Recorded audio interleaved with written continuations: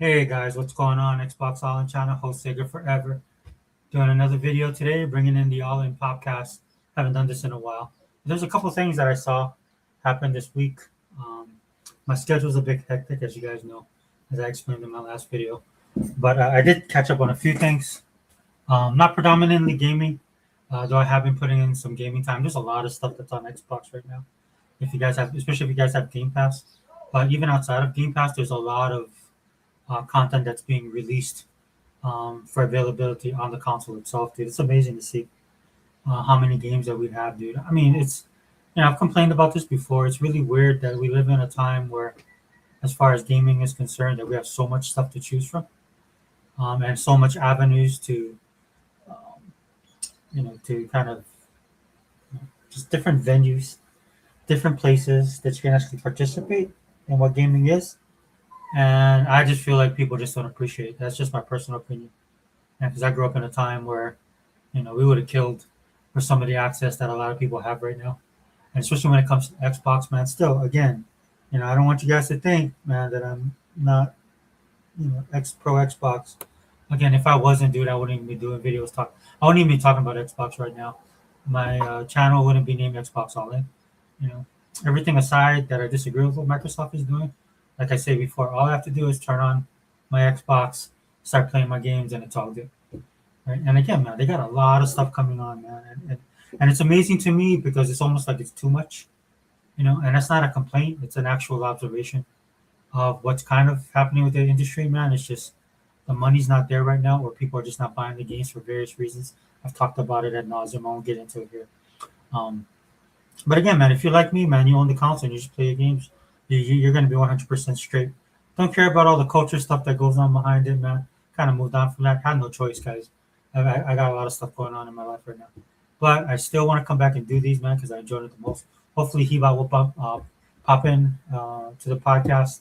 Trying to make the connection with him today. Hiba's busy as well. Um, but once he comes in, we'll talk more about the gaming space with Hiba. Right?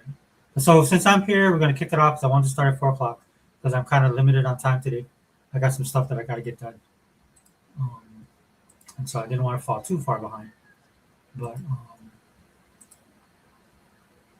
as you can see by what we're gonna talk about today, kind of want to, like I said, there's a couple things that happened this week that kind of pulled me in as far as pop culture is concerned, and I mean pop culture in general, right?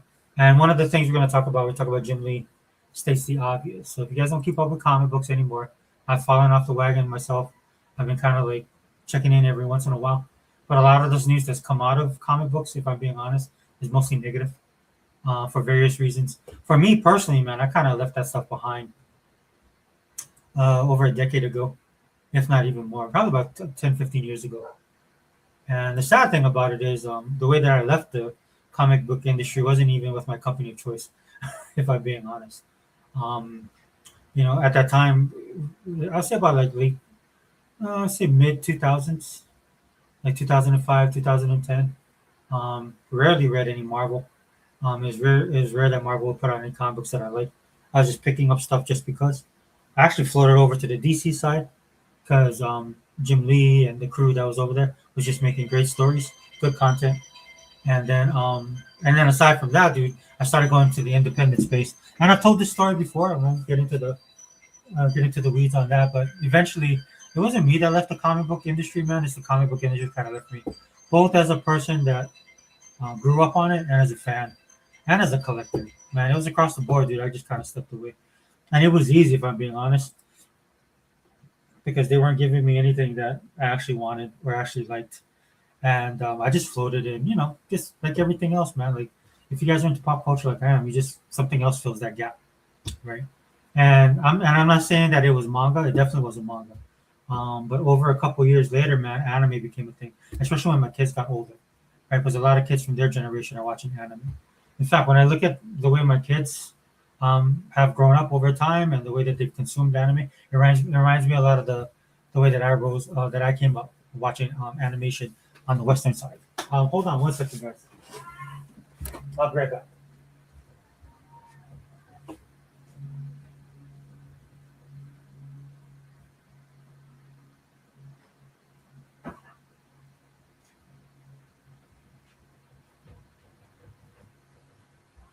Oh, okay. Sorry, that was just a message from Hebot. I was trying to charge my phone because I need to charge it. But yeah, Hebot will be joining us. And like I said, he'll be talking more about the gaming stuff. Because if I'm being honest, guys, I have not really been in the gaming space. I'm just being 100% honest with you guys. Unless it's just to play the games that I want to play, that's about it. Hold on, guys. Let me do this. So while we're waiting for Hebot, man, we'll just cover this. And if Hebot has some commentary on it, I don't know. But there's a couple things that. Hold on. Boom, boom, boom. Let me get rid of this thing.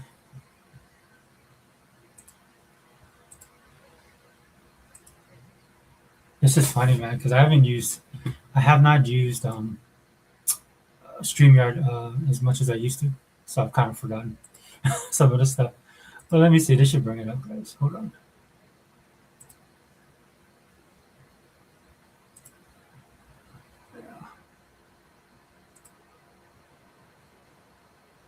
Can you guys see that? I think you guys can see it.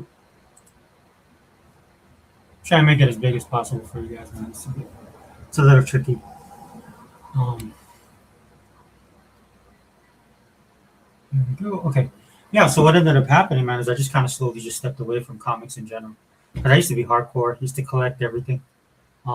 Used to read a lot of different comic books. Marvel was my main, but I would step over to DC every once in a while. I liked actually their B-roll type of characters and stuff like that.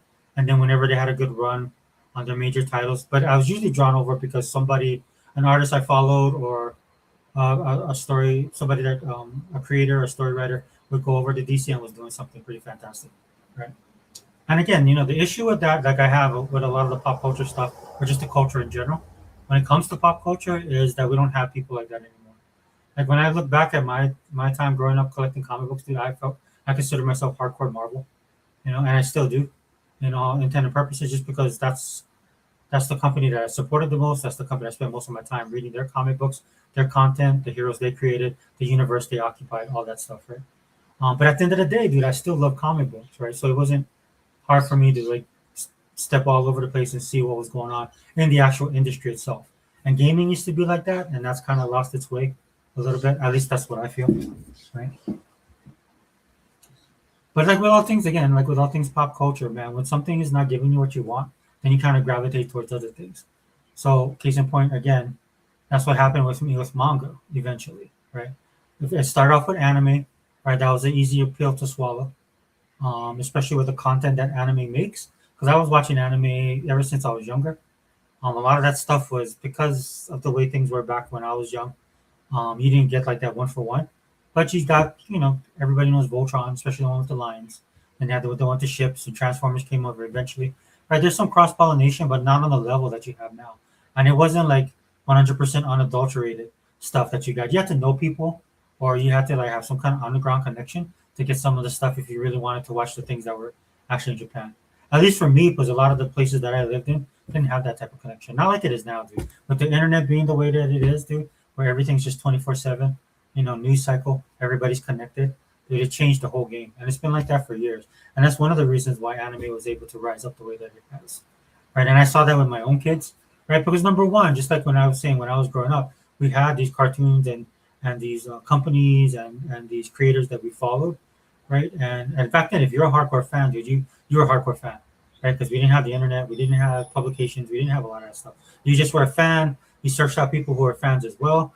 You usually had one or two people that could get you some information on the industry, right? There's some people that ended up infiltrating the industry as far as the media that you would rely on, dude. And some publications grew, but everything you did, man, it was like you were a fan because you had to work hard to be a fan, right? Not right now, dude. It's everything's instant for most people, right? Now I'm not saying they're not hardcore fans out there, but for me personally, like I talk about with gaming all the time, that fandom is becoming more niche than it used to be, right? Because a lot of things come and go when it comes to pop culture.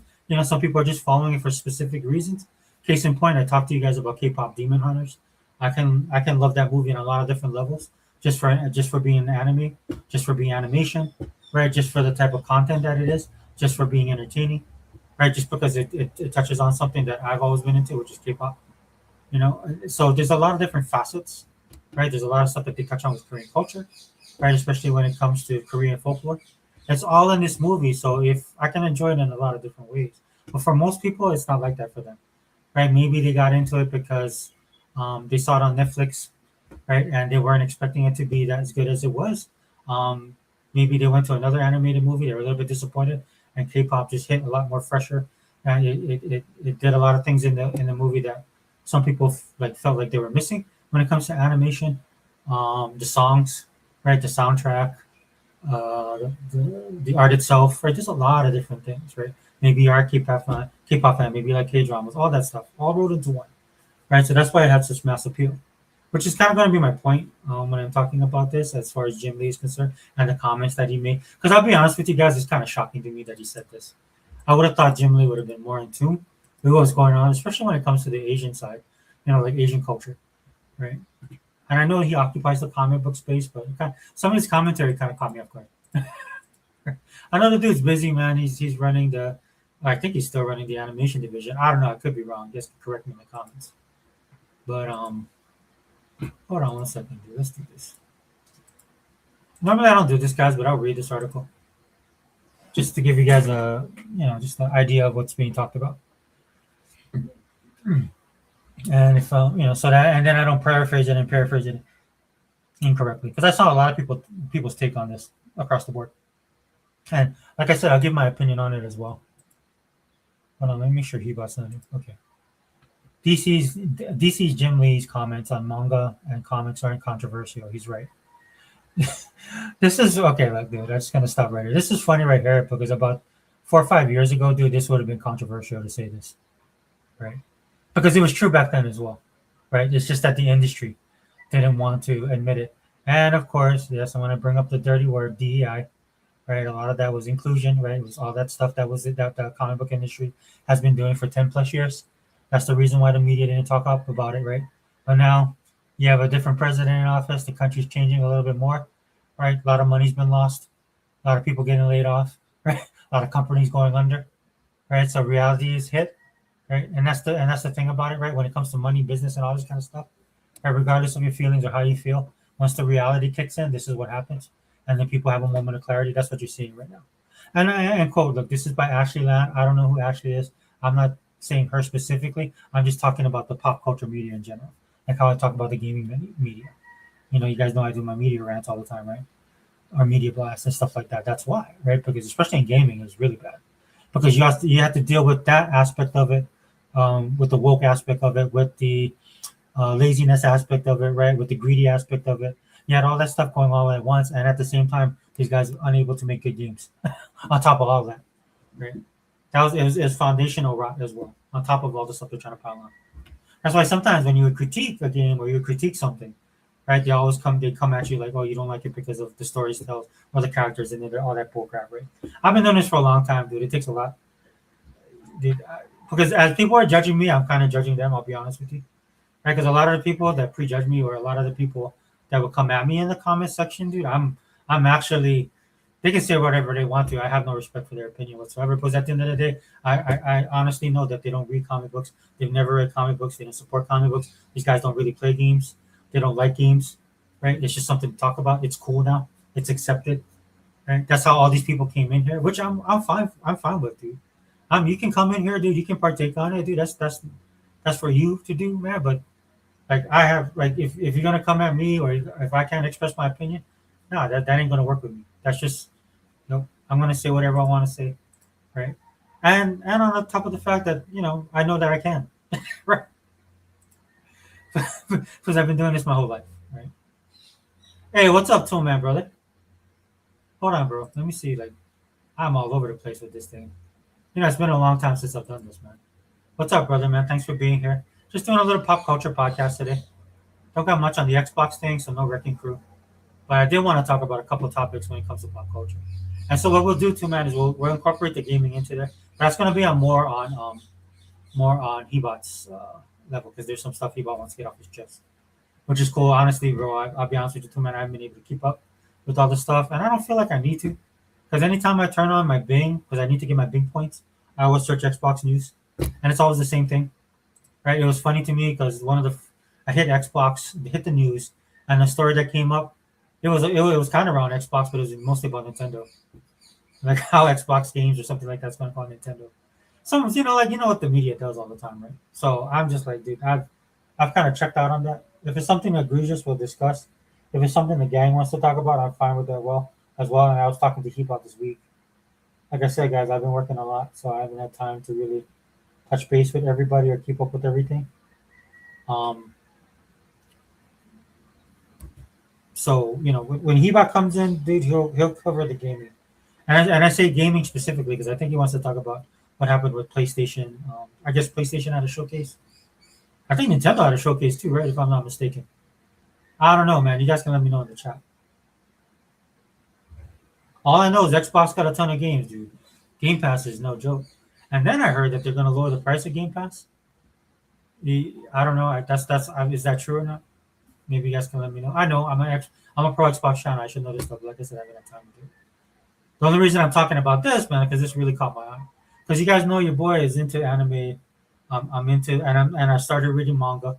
It was hard. It was hard for me to. But thanks for being here, too, man. Appreciate it, man. Any comments, bro? Just put it up here. I'll pop it up. But when it comes to manga, dude, I can't wrap my head around it, dude. I just couldn't. Maybe because I'm too old school. Or reading backwards to forwards, man, I just could not get that at all. It really bothered me. And the only thing that made me push through it, and I think I'm pretty cool now. The only thing that made me push through it, guys, is that so much of the anime that I love to watch, the series never fully completed. So I ended up having to go to the manga to see where the story goes, right? And I had to train myself to read it, dude. It was hard, man. I had a hard time. But now they also do some books, though. They are doing some books that are more like graphic novels, right? And that's probably because of people like me. But I kind of wrapped my head around that doing the manga thing. But I do appreciate when they do that, right? It's like I'm such an elitist when it comes to anime because I don't like listening to the subtitles. There's like one or two, I say three animes that I actually was okay with the sub with the dubs, with the dub. Right? I prefer subtitles. Sorry. So there's a couple of anime that I can listen to it that have voiceover, but the majority of my anime, dude, I gotta watch it with subtitles. Dude, I have to have the Japanese language. I have to have the subtitles, just for context, man. Because I've been watching this stuff so much, dude. You guys know, back in the day, especially in the 80s and 90s, man. Like, especially the 80s, dude. Japanese pop culture was huge here. It was a big thing. Hey, what's up, Anthony, bro? Thanks for stopping in. Just doing some pop culture stuff, man. Talking about the fate of comic books. I don't know if you do comic books, man, but Jim Lee said the quiet thing out loud. Said the thing that we all knew for the last 10, 15 years when it comes to comic book industry and what's going on with manga and anime. Anthony says, what's up, too, man? Yeah, thanks for being here, brother. But, yeah, let's continue, man. I'm trying to knock this out before Heba pops in. So the modern comic industry has been a mix of old school American superheroes and Japanese manga for years, with the latter success often upstaging Marvel and DC Comics. Industry veteran and icon Jim Lee invited conversation when he compared the two forms of media's varying levels of success. While Western comic fans might have been disappointed, what he said was arguably true. Yeah, yeah. And this is a wake up call, man. This is a reality check. Like I just said, a lot of people are experiencing that right now. A lot of people are realizing how economy really works, right? A lot of people are realizing that they're bad actors in this world. A lot of people are realizing that these people were pushing an agenda. They weren't fans of the industry that they purported to be fans of. They weren't protectors of the industry they said that they wanted to be involved in. Right? These guys wanted to get in, make their quick $2, leave their stamp, and then carry on. That's what they wanted, and it hurt the industry. And comic books is one of those industries. And in fairness, man, a lot of the dudes that I grew up idolizing when it came to comic books, both writers and artists. I knew what their politics was. They were all the same, dude, right? For the most part. Now, as they've gotten older, there's usually a transition, but the majority of them, man, they died in the wool liberal hippie types, man. They're the same ones that hate nuclear energy. They're the reason why your electric bill goes up every month. Because these guys believe in alternative energy, right? They have that type of politics, right? They're the ones that voted for Kamala last election, right? That's what these people are, the majority of them, right? And then some of them are just useful idiots, if I'm being honest, right? Because at the end of the day, man, what happened with a lot of geek culture, right, is it was accepting. There was a camaraderie between people who were into these kind of things, right? Because it was a us against them kind of mentality in pop culture, right? Because a lot of people looked down on this stuff, right? It wasn't taken seriously, so you kind of strengthened your bonds because that's the thing that mattered the most, regardless of what your politics was, man. Nobody really talked about politics, but everybody knew what it meant to be shunned. Right? That's why when pop culture started becoming popular and changing, that's where you're having all these issues now. And then you have a new generation of people coming in, right? Mostly millennials, right? That have a different type of mindset when it comes to politics, when it comes to culture, when it comes to all this kind of stuff. Right now, a lot of them want to make their mark in something. And I did a video ranting about this, man. To me, their position in this culture, as far as society, was just to carry the torch forward to the next generation. But we live in the me generation. We live in a generation of people that want to matter, even though they don't. People that want to be important, even though they're not. Right? A lot of the people that are important, the influencers, the shakers, all these type of people, man, that actually mean something. Right? If you look at the history, like if you look at a Teddy Roosevelt or people, well, one or two things, right? Well, two things mostly, right? Is like a lot of times you find that they're flawed. But another thing that you realize is that they actually did stuff with their lives. And that's what you have. You have a lot of people that live in a think tank or they live in these bubbles, right? And they feel like they could change the world. And that's the worst people that you can have in charge of anything. I'm just being 100% honest. Most of us are just cogs in the machine, right? That's just the way it is, if I'm being honest. Hey, what's up, Sigman? Sigman, you want to jump in? I can send you the link, but I got to send it to you on Instagram, bro. I don't know what is going on with Twitter, man. Me and Twitter, dude, are just not jiving, brother. Hold on, I'll send it to you, bro. You can jump in. T-Bot will be here. I've been busy too, but I can't give Hebot or he man, I can't even come close to touching Hebot, brother. Um,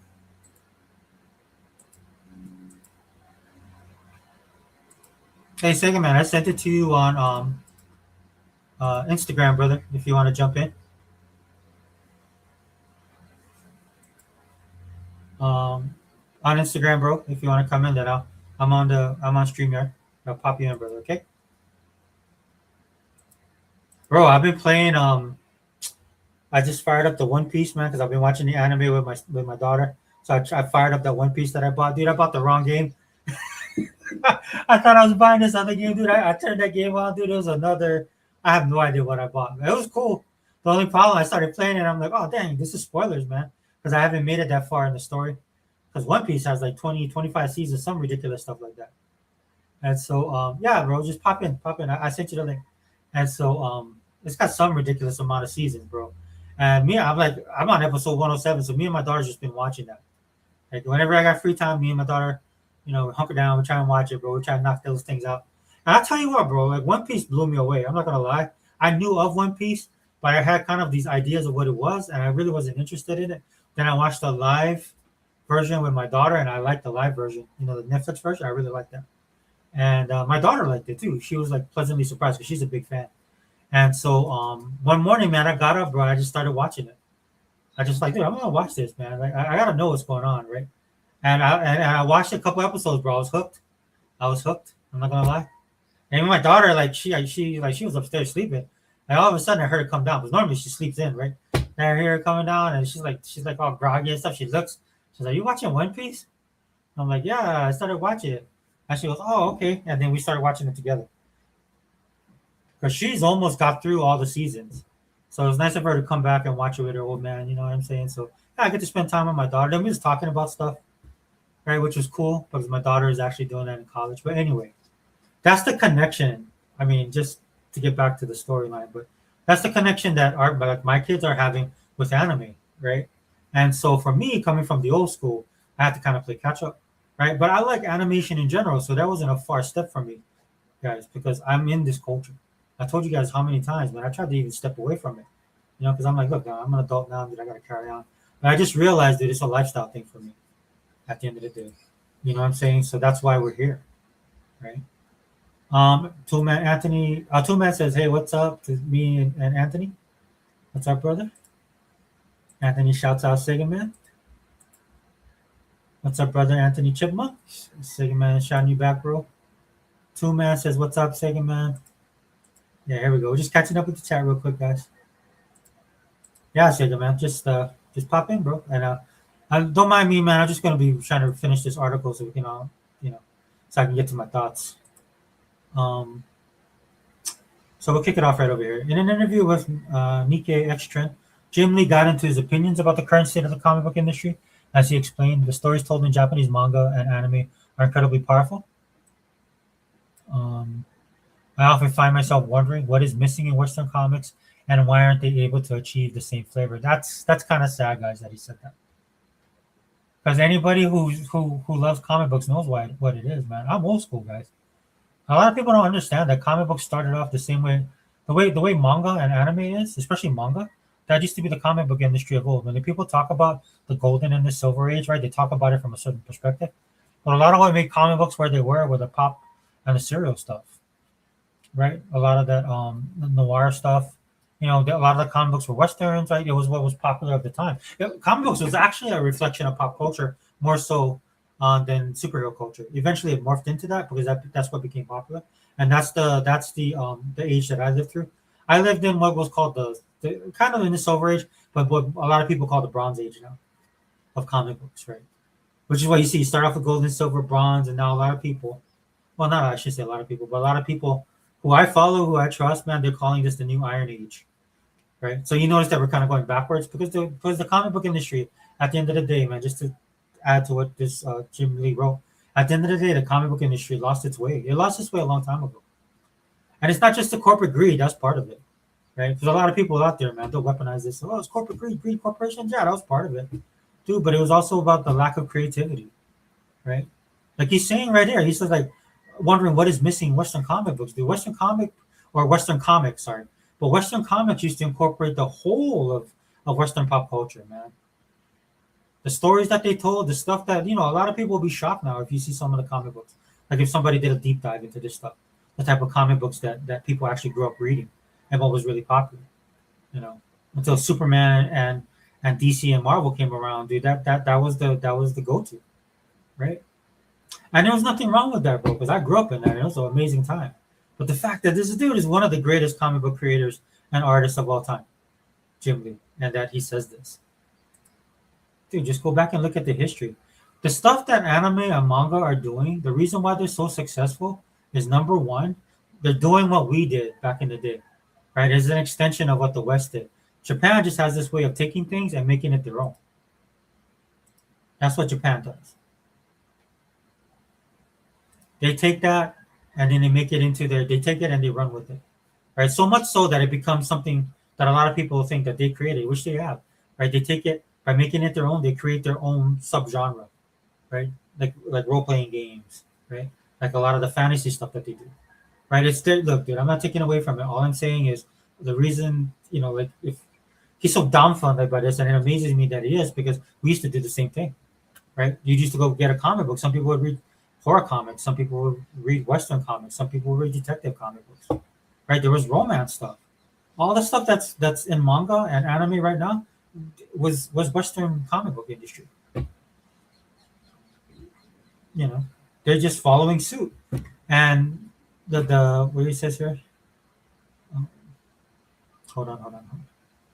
Like when he says the stories are incredibly powerful, that's because, again, right, they're doing what we did. Number two, they know their audience, right? They know their audience, dude, and they know what their audience wants, and they know what their audience is like. A lot of the comic book industry turned their back on their audience, or the main people who actually buy the stuff. You kind of see that in gaming now. Dude, a lot of these dudes, man, they went into the industry and they wanted to put their stamp on it, or they have an ideology, or they wanted to run a narrative. And these corporations got involved, and that became the soup du jour, man, because politics got inundated this stuff, dude, and it caused it. And this is why we are where we are. They basically ruined the comic book industry, right? And to me, like, there's really no coming back from that. Right? Sometimes you just can't come back from this kind of stuff. And Japan, the great thing about Japan in their industry, they were kind of going that way for a little bit, and then they picked up on it. And they're like, no, right? Because at the end of the day, it's going to hurt their industry, but more or less, it's going to hurt their creativity. A lot of people don't understand this about Japan. It's not the politics of it, dude. It's about them and their culture. If you guys haven't been keeping up with their politics and what's going on over there, these guys have elected a female, their first female prime minister, who is the right side of Margaret Thatcher. This lady is a right wing, in the true sense of the word, as far as Asian countries are concerned, right? Not the same as like in Western countries, especially our country. But what she is, dude, she is a throwback to a time when Japan actually put their culture and their interest above everything else. They're homogenous, right? They do that, but not on the level that they're starting to crank down on. And so what the industry did was the industry was like, no, this is going to hurt us, our creatives, the way we like to present our stories. It had nothing to do with the politics of it, right? They just saw people complaining, like people were complaining about stuff that they were doing, and they're like, dude, if you don't like it, go pound sand. And I think that's something the industry here should have done a long time ago. They should have gatekeeped these people, right? Because these people come in, the guys, they're like wolves in sheep clothing. They come in pretending to be like they're victims, or pretending that they're you know they're a certain type of group that gets picked on. You know what I'm saying? Like they infiltrated the industry, and that's why the industry ended up embracing them, because that's how we are as geeks and nerds, right? But what you didn't know, right, is that these people didn't have that same type of respect for the industry and for the people within the industry and for the fans who helped build it. That's why me and Hebot go on these rants all the time, dude, because there's no respect for people like us who built this stuff, right? Now, hey guys, what's it? Hey, what's up, faded brother? Yeah, just doing a quick one, man. Just doing a quick one. Talk a little bit about pop culture this time. I'm kind of lacking in the gaming area, waiting for Hebot and Sega Man to come in. I can bounce some stuff off of them so we can make it a proper gaming podcast, or the gaming section of the podcast, right? But thanks for being here, bro. Right. So they understood that, man, and Japan course corrected it. And when they course corrected real fast. And let me tell you about something about Japanese, man. You can say whatever you want to. They won't care. They won't care. Like I said, if you watch their politics, dude, they went hard right this time. And just 2 years ago, man, that party that won in this past election, right? That party that won, they were on the ropes. And they ruled that country for the longest time. And then all these tourists started going over, these influencers acting stupid. Dude, there's these immigrants over there, they're praying in the middle of the street, right? And they were doing that because Japanese people are nice, right? To a point. Dude, the Japanese people, they saw what was going on. They were like, they smiled. They're like, okay. Some of them were upset. Some of them voiced their opinions, right? But when it comes to action, they took that action, dude. And the new prime minister is a perfect example of that. New prime minister threatened China.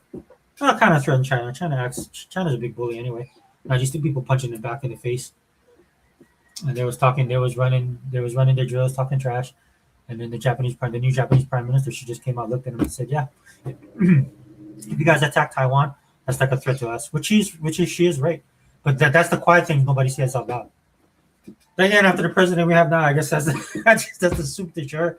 Dude, I've been watching like Europeans now starting to wake up, like what's going on in their countries. They still hate the president, but at least they're waking up. Right, realizing, hey man, maybe it's not a good idea that we change our country, like do a 180 and change everything upside down. Maybe that might be detrimental to us and our economy and our way of life.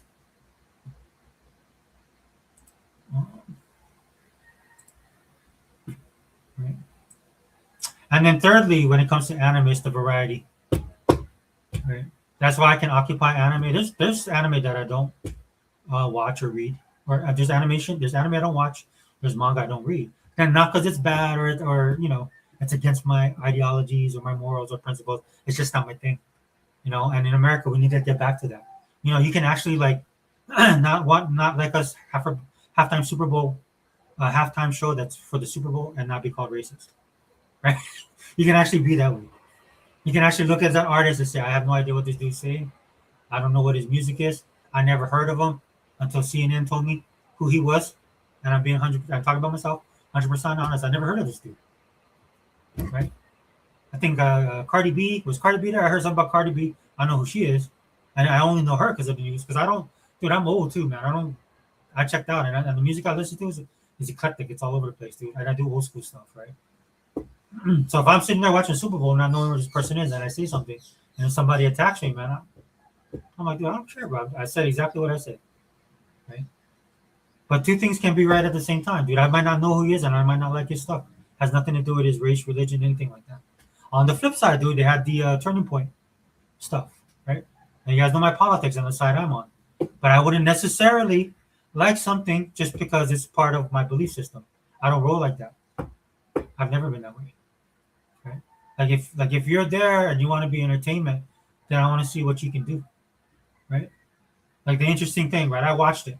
Because it was politically charged. I actually was gonna do a video on it, but didn't have the time. You know how it is. So I watched that Turning Point USA thing. I was like pleasantly surprised because a lot of the stuff I heard about it, right, well, it turned out not to be true. Then there was an artist on there. I had no idea who it was, but I thought the dude was pretty talented. The girl was good. Of course, I know who Kid Rock is, right? And the interesting thing about Kid Rock, y'all know I'm a Christian, right? He did his first song that everybody was bashing, but they never picked up the subtlety what he was saying. Dude, he's leaving that character behind. Because it's my understanding that he's become born again. He's becoming a Christian, right? And that doesn't surprise me because Kid Rock is getting older. Kid Rock probably lived a very wild lifestyle. I'll just be nice.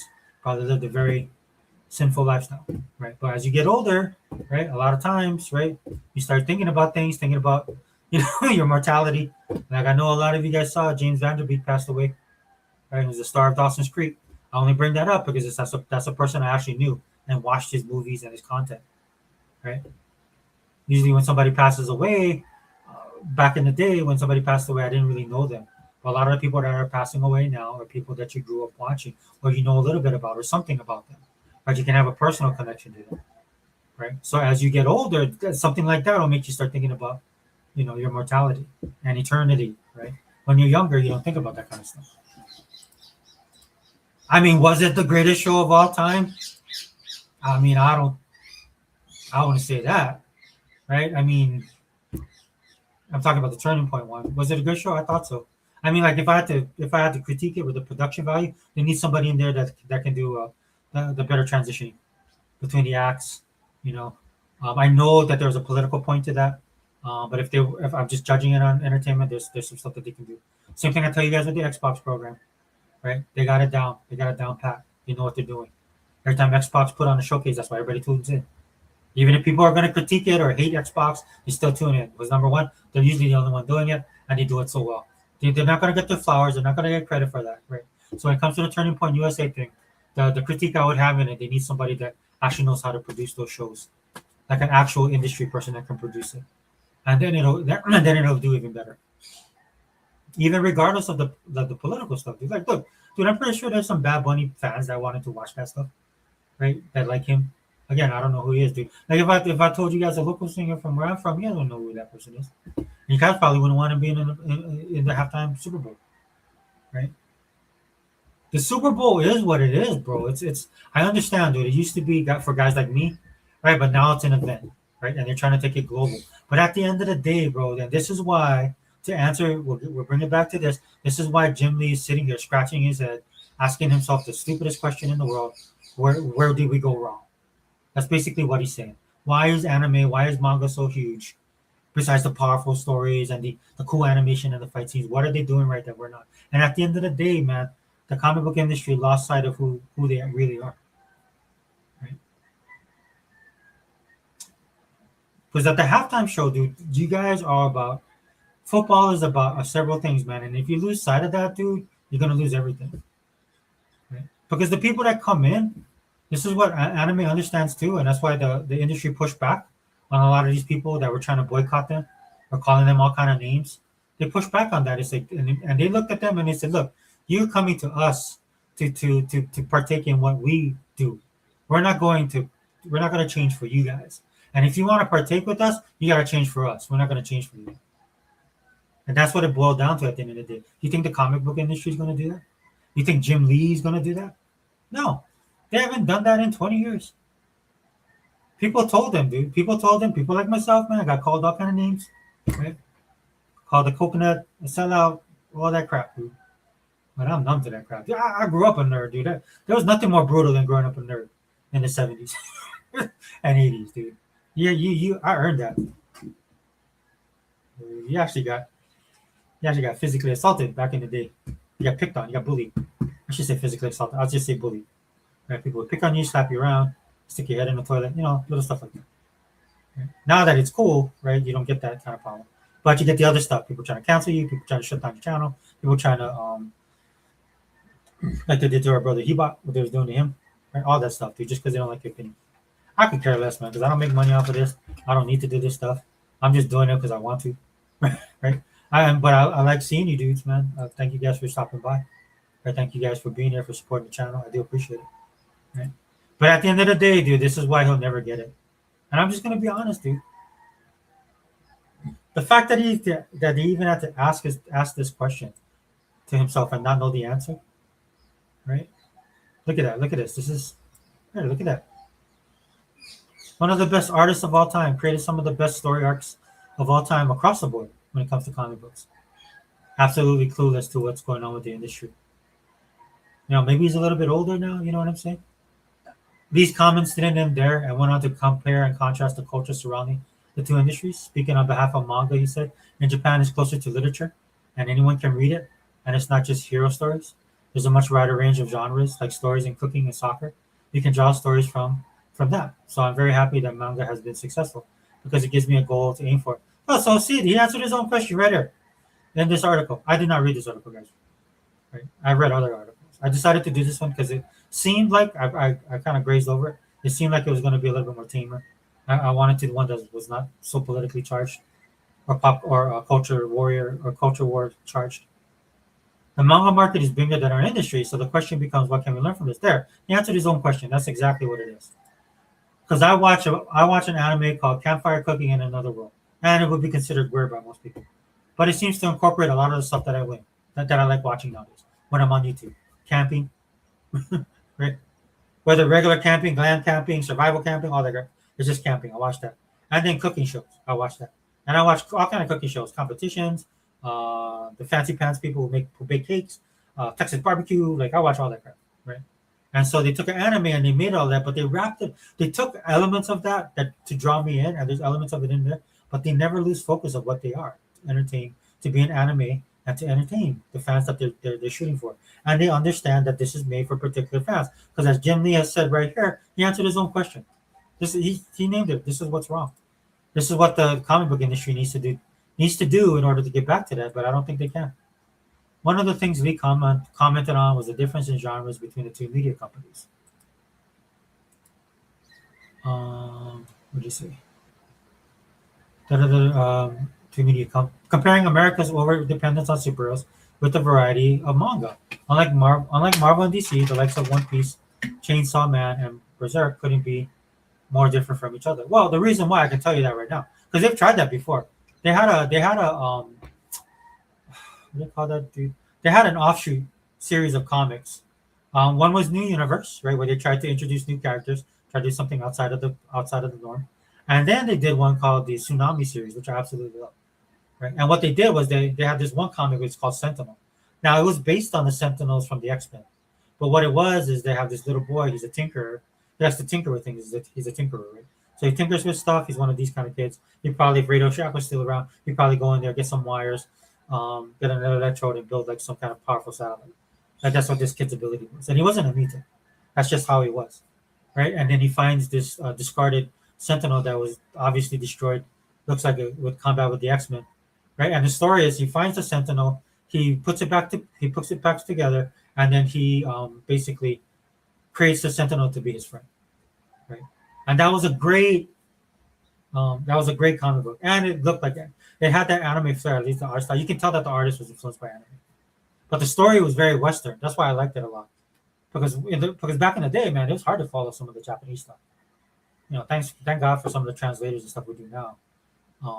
But back in the day, dude, it was hard. That's why I could never get into the stories, though I like the art and the action.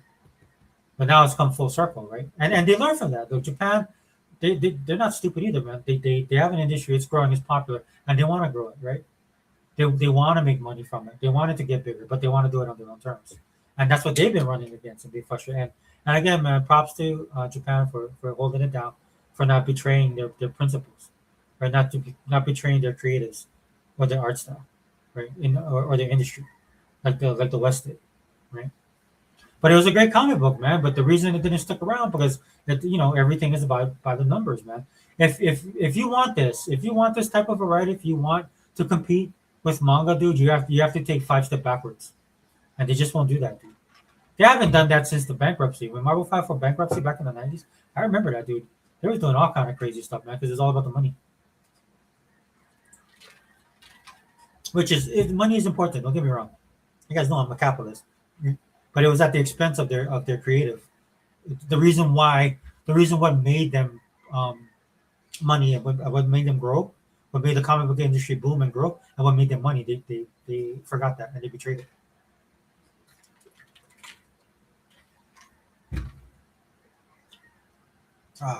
Okay. Unlike Marvel and DC, the likes of One Piece, great anime, Chainsaw Man, awesome, and Berserk, I can't really watch Berserk. I know Hebot loves that. Yeah, these guys, okay. I know Hebot loves Berserk. Um, couldn't be more different from each other. The big two don't simply suffer from a reliance on superheroes, but they practically rob readers of choice of selecting their favorite titles, often frustrating them with line-wide events. Yep, 100%. What can begin as a simple interest in Spider-Man can just as easily leave new readers turned off the monthly comics market, as the first event demands buying half a dozen more titles. There was a time when Marvel and DC were more open to a wider variety of stories. That is true.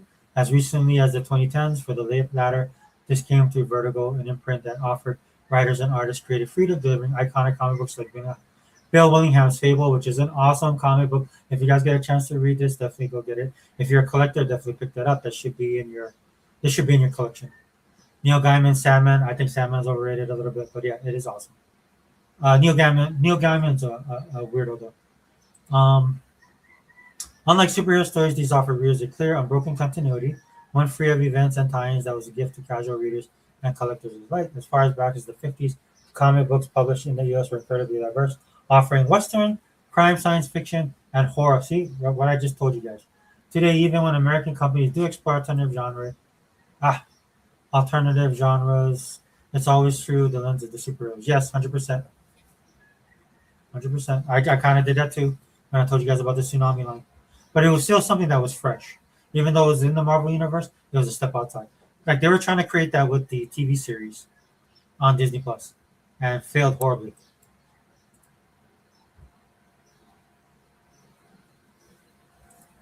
What else we got? One of the greatest missteps the American comic book industry made was reorienting its sales strategy away from the mass market consumption and towards collectors.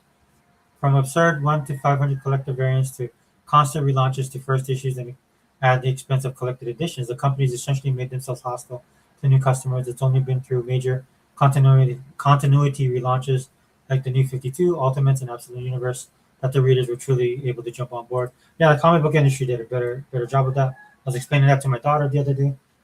Used X-Men as the example. When I was started reading it heavily, I started collecting. I started going backwards. The Phoenix Saga is a perfect example of that. When they used Kitty Pryde to introduce people to what the new X-Men were, and introduce them to the new story arc, which was the Phoenix Saga. So as a new reader, if you're coming in, if you hear a lot of buzz about the comic book, and you never knew about X-Men, because let's be honest, X-Men went through that rebirth in Giant Size X-Men #1 and Uncanny X-Men '94, right? Had to go through that rebirth, but still, a lot of people didn't know, right? They only knew the old X-Men. Flash forward, they started doing things like this, right? Introduce the new characters because there's high buzz on it. People were getting into it, at least in the comic book community, right? I experienced that firsthand. And so then by the time I got around to reading it, right, and getting into it, dude, having a story like Kitty Pryde, bringing her in as a new character, and she's a great character. She became an essential character to the X-Men storyline across its time period, right? For as long as even going up to into the late 400 issues. But what ended up happening is they told her story, and through her, you could actually see what was going on with the X-Men and who they were.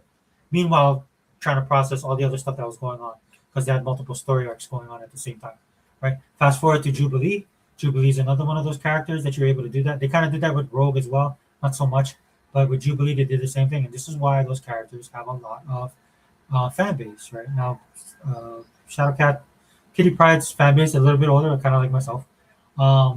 But nonetheless, man, they had strong attachments with their fan base because of the way that they were brought into the comic book itself. And you see that a lot with Jubilee. Just the other day, my daughter found an 8-bit style Funko Jubilee, right? Found it at Goodwill, got it. And then I have it at my workplace. I put it up there, and then one of the girls came in. So she's younger than me by like 10 years. So that's the X Men she knew is Jubilee, Bishop, all those guys, right? And she saw that. She thought, oh, that's super cool. She liked that it was an 8-bit, right? Because it had a kind of had that 80s, 90s flair. Anyway,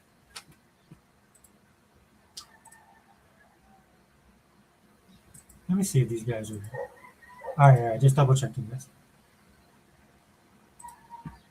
Uh, so as the years passed by, comics disappeared from virtually every retail outlet. Yep, that's true too. Except dedicated comic book shops where the publishers could have adjusted by releasing magazine format titles or cheap trade paperbacks. This was not the strategy for decades. Instead, the companies practically chased artificial scarcity, pricing the casual consumer out of some of the most coveted collected editions. As time went on, it became clear that the mass market consumption was always a strength of manga, not a weakness. As important as stories are, affordability and distribution matter so much more. I mean, it was a turning point when that happened. I'm not gonna lie. Of course, I was knee deep into it, man. So that didn't bother me at all. Looking back, maybe he has a point, or she has a point. The person who wrote this, but back then, dude, you didn't know, dude. I mean, I liked it because people that really wanted to be in it, dude. Like the one thing you can count on, dude, is they were buying comic books, right? Because they went through all of that just to get to the comics, right? Because I grew up when I was younger, like in the '70s. Yeah, you'd see comic books at 7-Eleven and stuff like that, at Woolworths, places like that. There would be like a comic book rack, right? If you hear anybody that has a store or a channel, a YouTube channel, anything like that, and there's comic and racking involved in that, that's what it was. They actually had a rack of comic books that you go there and pick up. And of course, back then, the comic books were still considered something for kids, and they were cheaper.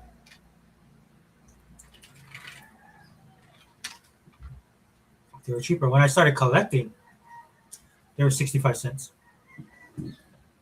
And what I mean collecting is I read comic books, but I became a collector. And when I became a collector, I was paying 65 cents.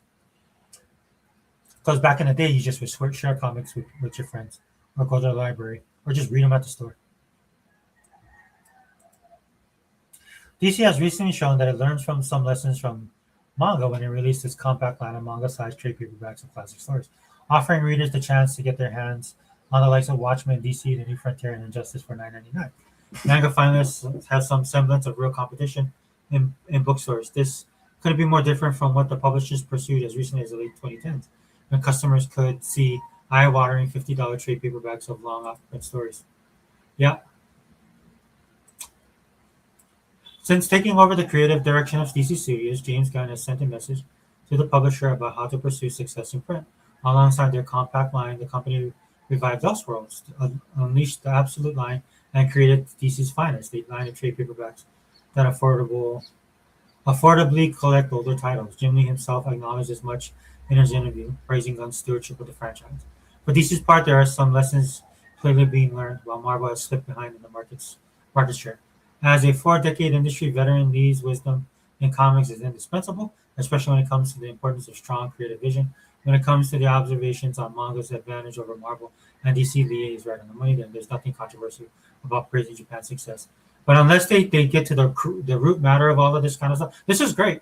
Like I told you guys, I didn't read this, and I'm glad I picked this article because I had no idea James Gunn was doing this. Not surprising, dude. Like I told you guys, when James Gunn was at Marvel, there's a reason why Guardians was such a success because he knows that universe. He knows cosmic Marvel, right? And he did a good job on that. I don't know. I guess the thing's still out on him being I haven't seen the Superman movie, so but the judgment's still being reserved, I guess, for what he's doing with the entirety of the DC universe in film. But as far as this is concerned, this is a good first step. But at the end of the day, dude, if you don't correct those major rotting issues within the industry, none of this will matter. It's one thing to see it and to understand it. It's another thing to apply it, and that's the problem with a lot of these guys in the comic book industry, right? And a lot of it has to do with their politics, dude. Just being 100% honest, dude. And until they can get past that, they're going to be in trouble. The industry's going to die. I'm surprised it's not dead already. I mean, a glimmer of hope right here at the end of the article. That's a good half step, but they need to revamp the whole system, dude. And what they need to get back to is creating great characters and telling great stories. At the end of the day, that's what it's all about. Leave all that other crap outside. You know? Get rid of you guys TDS. Stop wanting to include everybody and everything.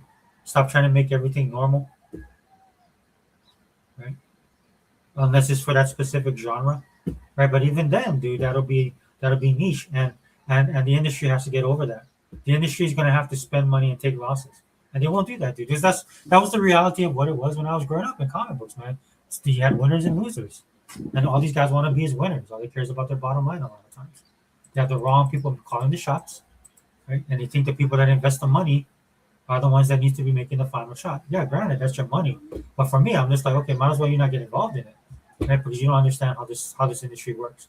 You don't understand how this culture works, and that's a big thing right now. That's why a lot of people are hurting. So a lot of people are getting laid off. A lot of companies are folding. It is what it is at the end of the day. Anyway, man, shout out to this Ashley Land for CBR, comic book resources again. Was it comic book reviews? I rarely have a positive thing to say about a lot of the pop culture sites, but actually a great article. And again, it's the reality setting in. That's why it is. It's a great article because it was well written, well presented, made a lot of good points. Right? Didn't cut anything of what Jim Lee said. I've read enough about it to see what point he was trying to get across. This was expertly done, right? So I have no problem with that. So give credit where credit is due. All right, guys. Let's switch back. Let's get back. Boom.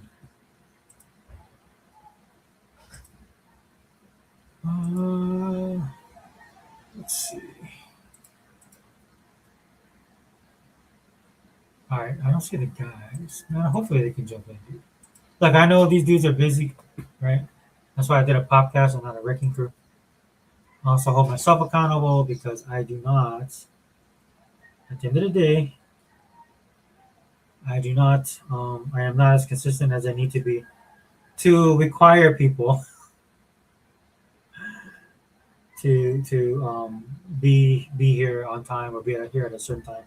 And look, dude, I lack the discipline as well. So how can I expect that from other people if I can't expect it of myself? You know what I'm saying? A lot of times, me doing this, man, I'm kind of like, yeah, it's fun to do. Yeah, it's something that I want to do. That's what it is at the end of the day. Bear with me, guys. I'm gonna send this link. Like maybe my brother can't get in from where I sent it to him. Oh man, dude, this is crazy to do this all the time. I used to send it to Hebot on Twitter, man, but I have no idea what's going on with Twitter. You got that thing on lockdown. You should just be able to just click on the name and send a message to the person. But now you got to create like a password and some bullcrap like that. I'm like, dude, come on. I don't know why they're doing it, right? Yeah, the European Union trying to sue Elon, trying to shut down X. And funny thing is like they didn't realize. I don't know, or maybe they weren't thinking about it. Then Elon just shut down Starlink as well. So I thought that was funny.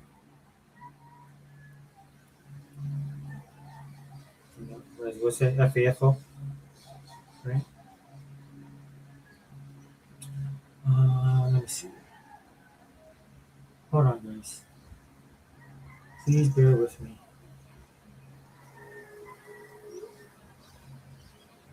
There we go. I had to send that message out to my brother. Just don't want to leave him shortchanged, you know what I'm saying? All right, where are we going here? What time is it? Ooh, dang, it's almost 5 o'clock. I hope I don't have to like cut the feed before my brothers get in here, but I do have to go somewhere later on. But yeah, man, let me know what you guys think, dude. If you guys, especially if you guys are comic book guys like I am, I personally think it's something that needs to happen, man. The industry needs to die.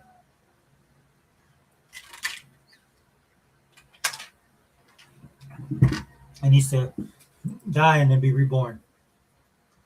Reborn in the age of iron, dude. I love that. I love there's a dude I follow, man. Oh, dude, what's his name, bro? I'm so old. Razor Fist. He's a guy, Razor Fist, and I think he's the first person I heard to say that.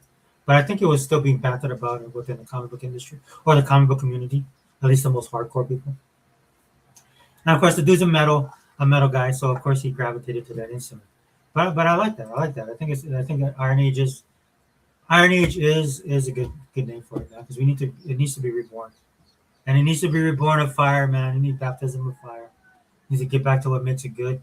Some companies need to, well, they're going under regardless, right?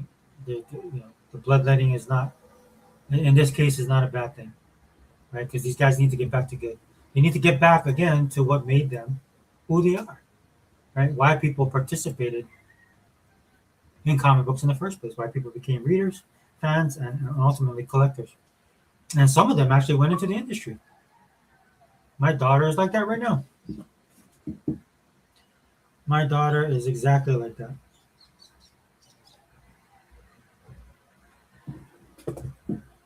She's a throwback, definitely. Her and her friends. Faded, I'm sorry I missed this. What's up, Sega Forever? You seen the sequel to Samurai Troops?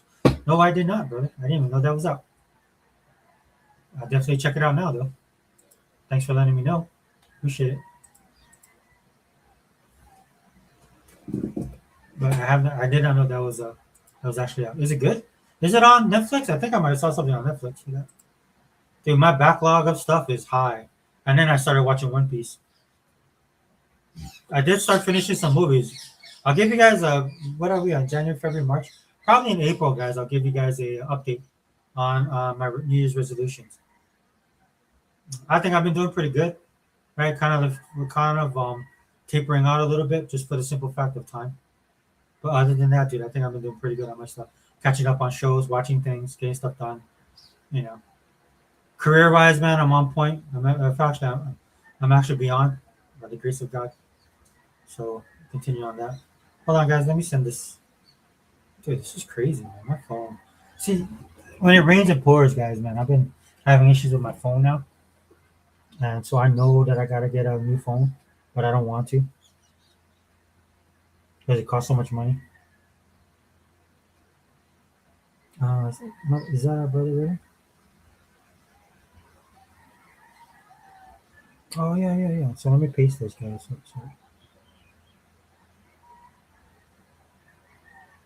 Hold on. Let me get Sigma Man up in here. All right, hold on, guys. And we will we'll move on to the next story of the day, guys. You know what? Let me kill this right now because it looks like it's working, so it's throwing me off. If I'm being honest. Hold on, hold on. Let me send this out to Sigma Man. Maybe he can't get it. I should actually do this from the jump. It just takes longer. I'm sending him a link. And while we're waiting for our brothers, man, we'll move on to the next topic. Is Hollywood dead? And again, man, if you guys want to chime in, dude, definitely chime in. I'd like to know you guys' opinions. I don't think it's dead, but it's definitely dying, right? And again, like the comic book industry, it didn't have to be that way. They chose to do that because you're full of a bunch of people who are libtards. I ain't holding no punches back, guys, for this, dude. That's just the reality of it. You know what I'm saying?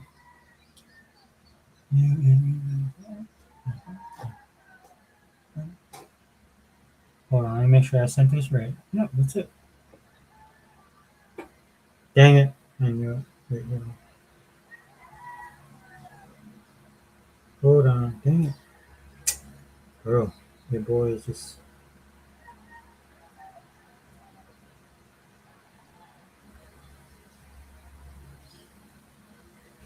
Can I fix that? Nope, I can't. Alright, let me try that again.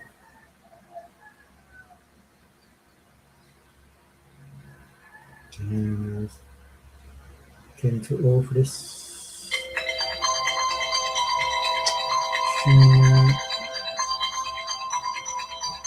Oh, that's Heba. Yeah, no worries, bro. If you're listening, no worries, man.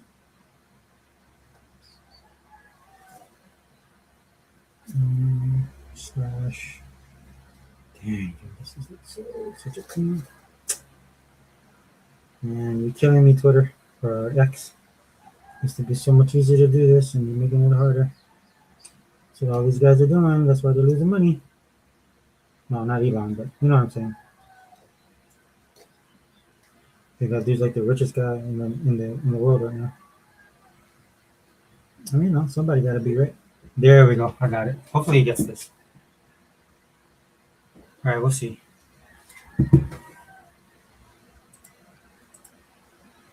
What do we got?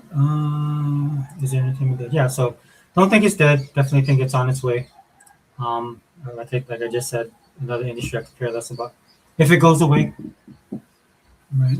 I mean, a lot of times they bring it upon themselves, but and then on top of all that, regardless of what they're doing to create this issue, is the inability to create content in and of itself, content that people want to watch, content that people um, are going to become fans of. And when I talk about fans, I mean like diehard fans. You kind of saw that with Game of Thrones, right? It's very interesting to me. Like, I would watch the episodes, and then I would watch the reactions of the episodes. So that's what I'm talking about, man. When you got a fan base that's doing that, for some of you guys, you might have experienced Lost for the first time. When that came out, dude, that was a big cultural phenomenon. So a lot of this stuff that Hollywood used to create, they can't do it anymore. Right? And they can't do it anymore, my personal opinions, because they lack the ability and the talent. They allow their politics to get involved, right? And their politics blinds them. So they might, some of them I know have the ability to do it, most of them don't, right? So it's a perfect storm when it comes to Hollywood and entertainment. They can't produce anything that anybody wants. And the stuff that they do produce, people don't want no part of. A lot of it's politically charged, right? Entertainment, as yeah, I guess they forgot this, is supposed to be something that is takes you away, right? That's supposed to entertain you, right? That's supposed to give you the ability to put your life on hold, whatever you be doing in life. Because the majority of the people that enjoy this stuff have what most would consider mundane lifestyles. And I don't use that in a bad way because I don't think a mundane lifestyle is necessarily bad. The only bad thing about a mundane lifestyle, if you're a person that's not meant to live a mundane lifestyle, right? But maybe you're too afraid to step out. Maybe you don't want to take risks, even though deep down inside you want to do something more than what you are, right? And I highly recommend to anybody that feels that way, they should, right? Because worst case scenario, years from now, when you finally have the courage and the bravery, it might be too late, right? To step out and do what you really want to do. So just go ahead, guns blazing. Because whether you succeed or fail, at least you can say that you tried. Right? But again, it's just something that Hollywood has to work through, man. And I don't believe they can. Like I said to Heba when we were having the podcast, we are talking about video games and what's wrong with the industry, the culture, all this stuff. And at the end of the day, for me, it's also about, you know, it's already hard to make a good game. Right? It's already hard to make a game, right? Adding all the unnecessary stuff on top of that, gender representation, diversity, right? All that crap that they wanted to shove stuff on there because it's not natural, dude. If you look at a lot of the people that make that stuff, there's nothing diverse about about their companies, right? They have a pseudo idea of what diversity is, right? And then you have people that are actually from those backgrounds, right? But then they're militant, right? They have an agenda. They tend to not like the white man and the white system of things, the way things are, right? You can't be putting that into something that's supposed to be lighthearted and fun, right? Or you're gonna create that type of game and you're gonna sell to a niche audience, right? Which is fine, which I think is fine. What really irks me about these people is they should know this, right? And then they release the game and they think they're gonna sell like GTA numbers, or beat out COD when they put out their politically agenda type of game. Because you can do that. To me, there's a time and space for everything. If you want to create that, if the company wants to create that, if you have the financial backing and stuff like that, what I don't want to deal with is the crying and the whining, right? Behind all that crap, right? And then plus, you live in a modern time, right? I understand some people get carried away with it. Some people are grifters, get all that kind of stuff. But at the end of the day, dude, if you believe in the product that you made, dude, then believe in it. Don't let anybody take that away from you, dude. If you worked hard to get something that should not have been created, right? And you have the full support of the company, and it might be even controversial. People might not like it. People might say stuff about it. At the end of the day, just pat yourself on the back. Say, well, I made the game I wanted to make. But again, remember, you're in the entertainment industry and you're making games, right? You know, footnote to Siemens Backley, he had it down, right? That's what made Xbox successful. The OG Xbox, he talked about that. We had a lot of people trying to make a tech device, and what they didn't realize is they were making an entertainment device. Right? He nailed that on the head. right? Quality over quantity, right? Again, I grew up in the '70s, man. I could run off a number of television programs that I watched that had messaging in them. But at the end of the day, dude, they were just really well done shows. They were entertaining and they had the message. And they could speak on the message because it was actually happening back then. Unlike today, a lot of people right now are looking at the past, trying to bring it to the forward, right? And that's why somebody like me, who kind of lived the way that I live, pretty much poor, right, without anything, has a hard time listening to somebody like Jennifer from Orange County, whose dad's a doctor, whose mother's a lawyer, who went to USC, right? Talking about the ills of brown people, right? Sorry, man. I'm just gonna be honest, dude. What's up, my brother? What's up, brother? Just talking about stupid stuff, dude. What's going on? Caucasian brothers, they have their heart in the right place. Just their heads up their asses sometimes. You know what I'm saying? What's going on, brother? No, dude. Welcome, man. I know you guys did a podcast. I did not get a chance to watch it, dude. I've been killing it on overtime, but I got my promotion, bro. So I'm pretty stoked. Good. Congratulations. Thanks, brother. I got my promotion, and even my boss was like, "Man, we got to take Saturday off." Oh, man. Because he's married, man. He said, "Man, my wife's gonna kill me if I don't take Saturday off." I'm like, "Dude, I'm down. We've been working straight. I've been working 6 days a week since last year." Wow. Yeah. Well, yeah, you said there was a lot of people that got laid off, right? Well, people got laid off. I got furloughed, but what it was people retired. Oh, for real? Yeah, dude. What happened with the whole fork in the road stuff, all that stuff that was going on? Yeah. It put people within a 5-year window. Oh. Like I missed it by 1 year. Oh, really? Yeah. But not that I could take the retirement, but there's some people they're like, yeah, dude, I'll take it. They looked at their 401ks, they looked at their finances. A lot of them are older, man, so they paid off their house. Kids are finished with college. The kids are living their own life. They're like, oh, you know what? I could go travel. I could go meet one of the dudes I work with, bro. He's a pastor. He went to Africa, bro, to preach. Oh, really? Yeah, he's a pastor. He went back to the missionary field, and he went to Africa. He's in Africa right now, bro, preaching. Oh, man. That's what I do on Saturdays. He worked at the warehouse, so we're doing that because he retired. Oh, wow, man. No, but kudos to him, bro. Like dude, he's not one of these like televangelists or one of those. This dude is a godly man, bro. Every time I talk to him, bro, he's so godly, bro. He set me straight. You know what I'm saying? Like, I be like, damn, I gotta read my Bible more. Yeah, he's a good man, dude. He's a godly man. He's a good man of God. Him and his wife. I think he's originally from Georgia. Oh, seriously? Yeah, so like he felt that calling, bro. I could see it, like, yeah. And then when you see his life, bro, it just all lined up. Like I feel that's where God wanted him to go. God wanted him to go preach the gospel in Africa, so that's where he went. Oh, man. Yeah, dude, I'm like, brother, go, man. But we miss him, man. Because that dude, because he's he's not just a godly man, dude. That dude's like a really good worker, dude. He was doing all the forms and all that stuff for us, man. Oh, that's good, man. That's good. Yeah. That dude, he turned two, bro. He was a hardworking guy. I know it too, man. Because when I was working on Saturdays, man, brother, my back ain't what it used to be. So I'll be down there. Yeah.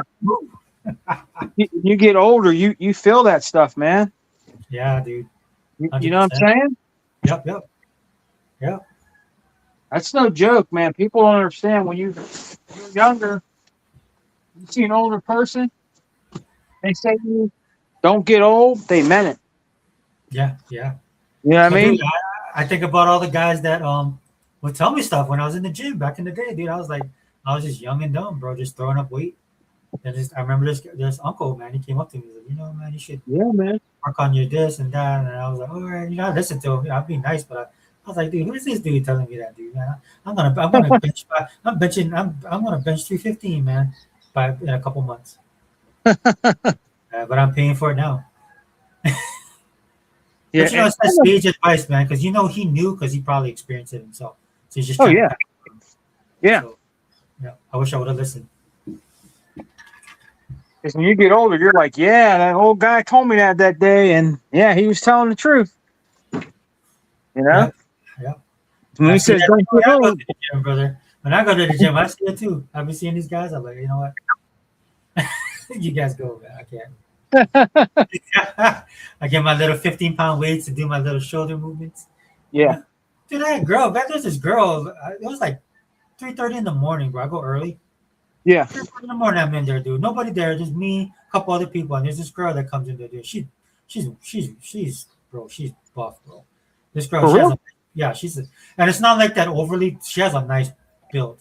You Like talk to her? You talk to her? dude, like no. So I go there, dude. I just want to get my workout in, dude, because I want to be mobile. I Yeah. want to be functional.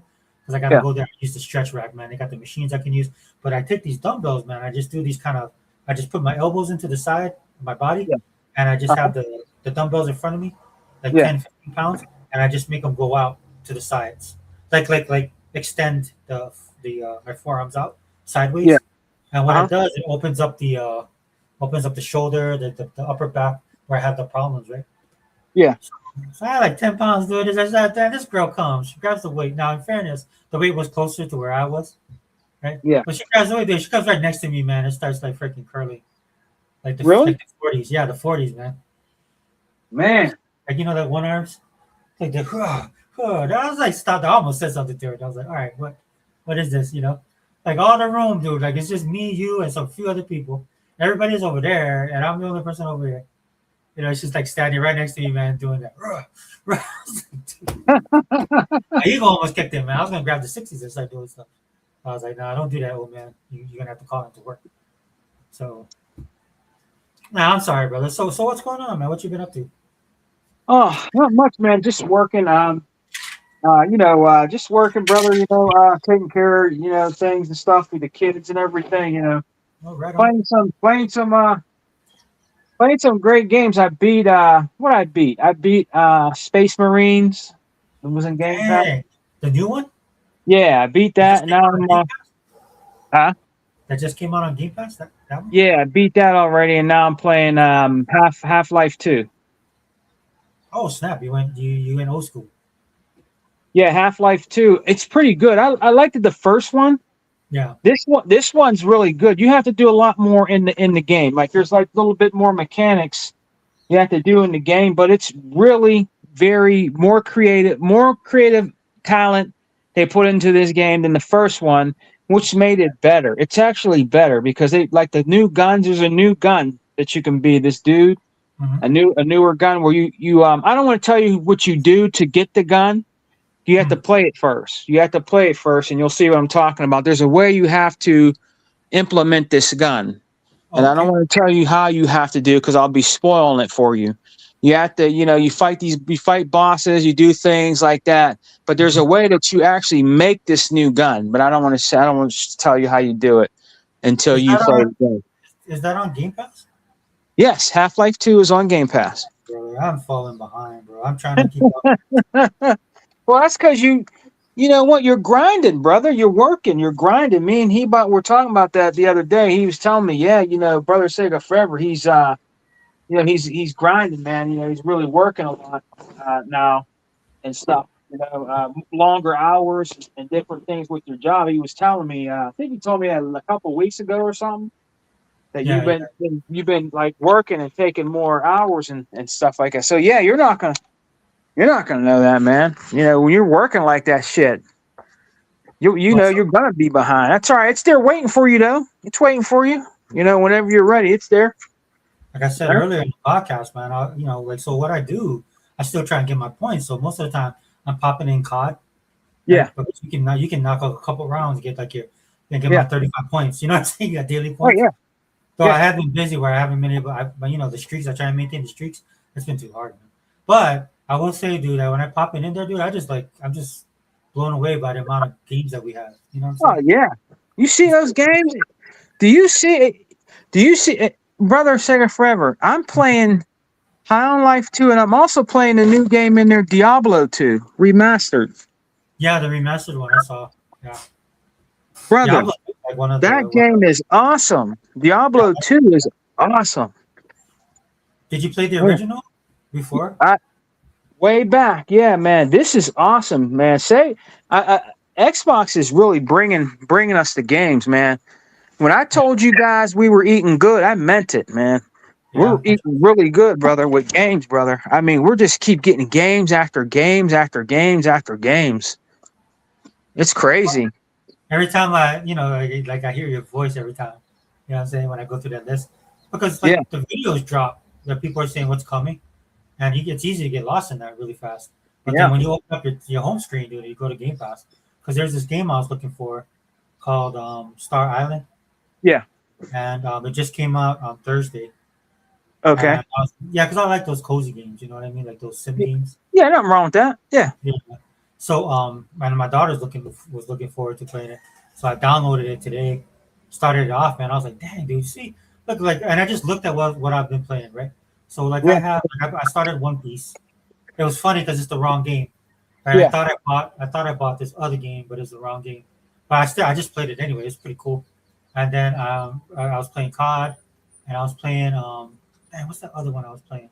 That's one of the games that I own, and then a couple other games too. But you know what I'm saying? It's like I was just sitting there looking at all this. I was like, bro, how can you not like this? You know what I'm saying? Yeah, How can you yeah, not be enamored as a gamer by all this stuff at your fingertips? You know what I'm saying? yeah. Because I know some people think like I'm jumping off the like the train. I'm like, nah, dude, it has nothing to do with that, dude. It's like No, bingo. either I deal with the stupid people online, or I can just play games. You know what I'm Yeah. saying? So And brother Sega Forever, I'm tell you what, man.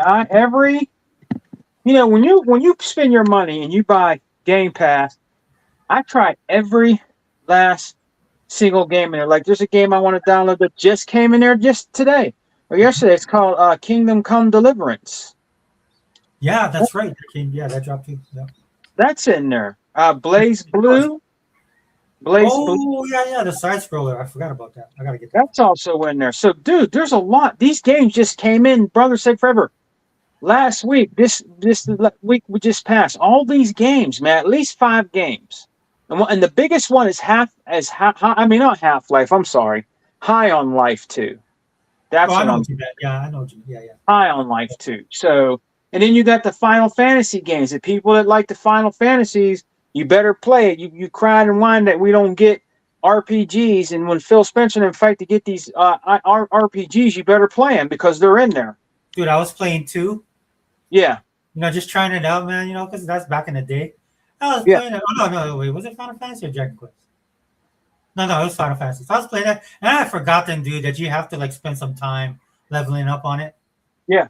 right? Because then I went to this one section, dude. I got destroyed, and I was like, Oh, oh yeah, that's right. I good. gotta like, yeah, I gotta like do more fights and level up my stuff, dude. Oh man.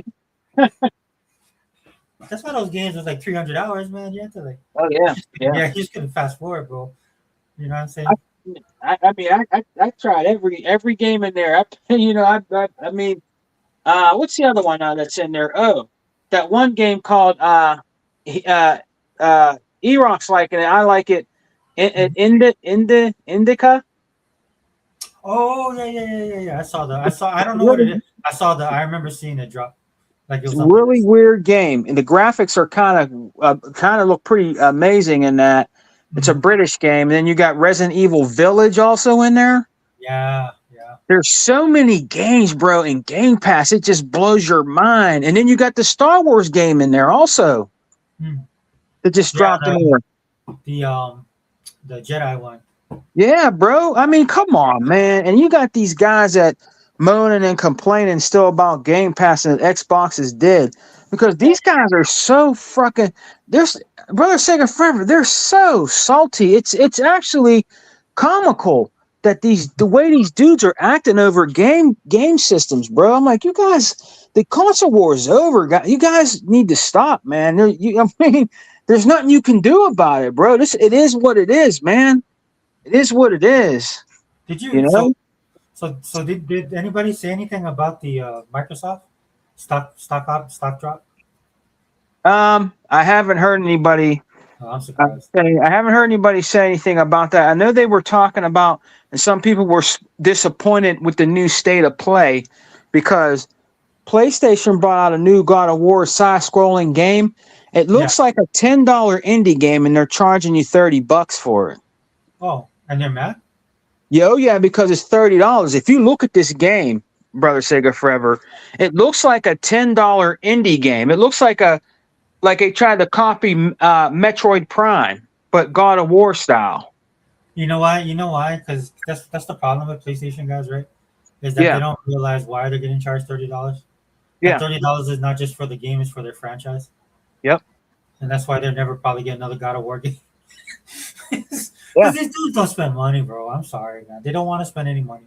Look, I understand, like if it's trash and stuff Yeah. like that, but these guys don't have that, that ability to think about why the thing's $30, right? Because And, they want and, to, and you know, yeah. Oh yeah. And brother Singer Forever, you can tell when you have these guys come out here like these content creators, like that stupid moron idiot Dreamcast garbage. When he comes out here and does his videos, this is the best state of play ever. You can tell that the guy is yeah, faking it. You can tell. I mean, it's just so funny now. You don't really hear much from Porter Rock anymore or anybody like that. But when you see him, like Dreamcast garbage, you know what I mean? It's like, it's really ridiculous, bro. It's like, it's really, really ridiculous, man. The way they just keep going on and they want to keep this console war going. I'm like, guys, it's over. yeah, I mean, nobody's paying attention to you anymore.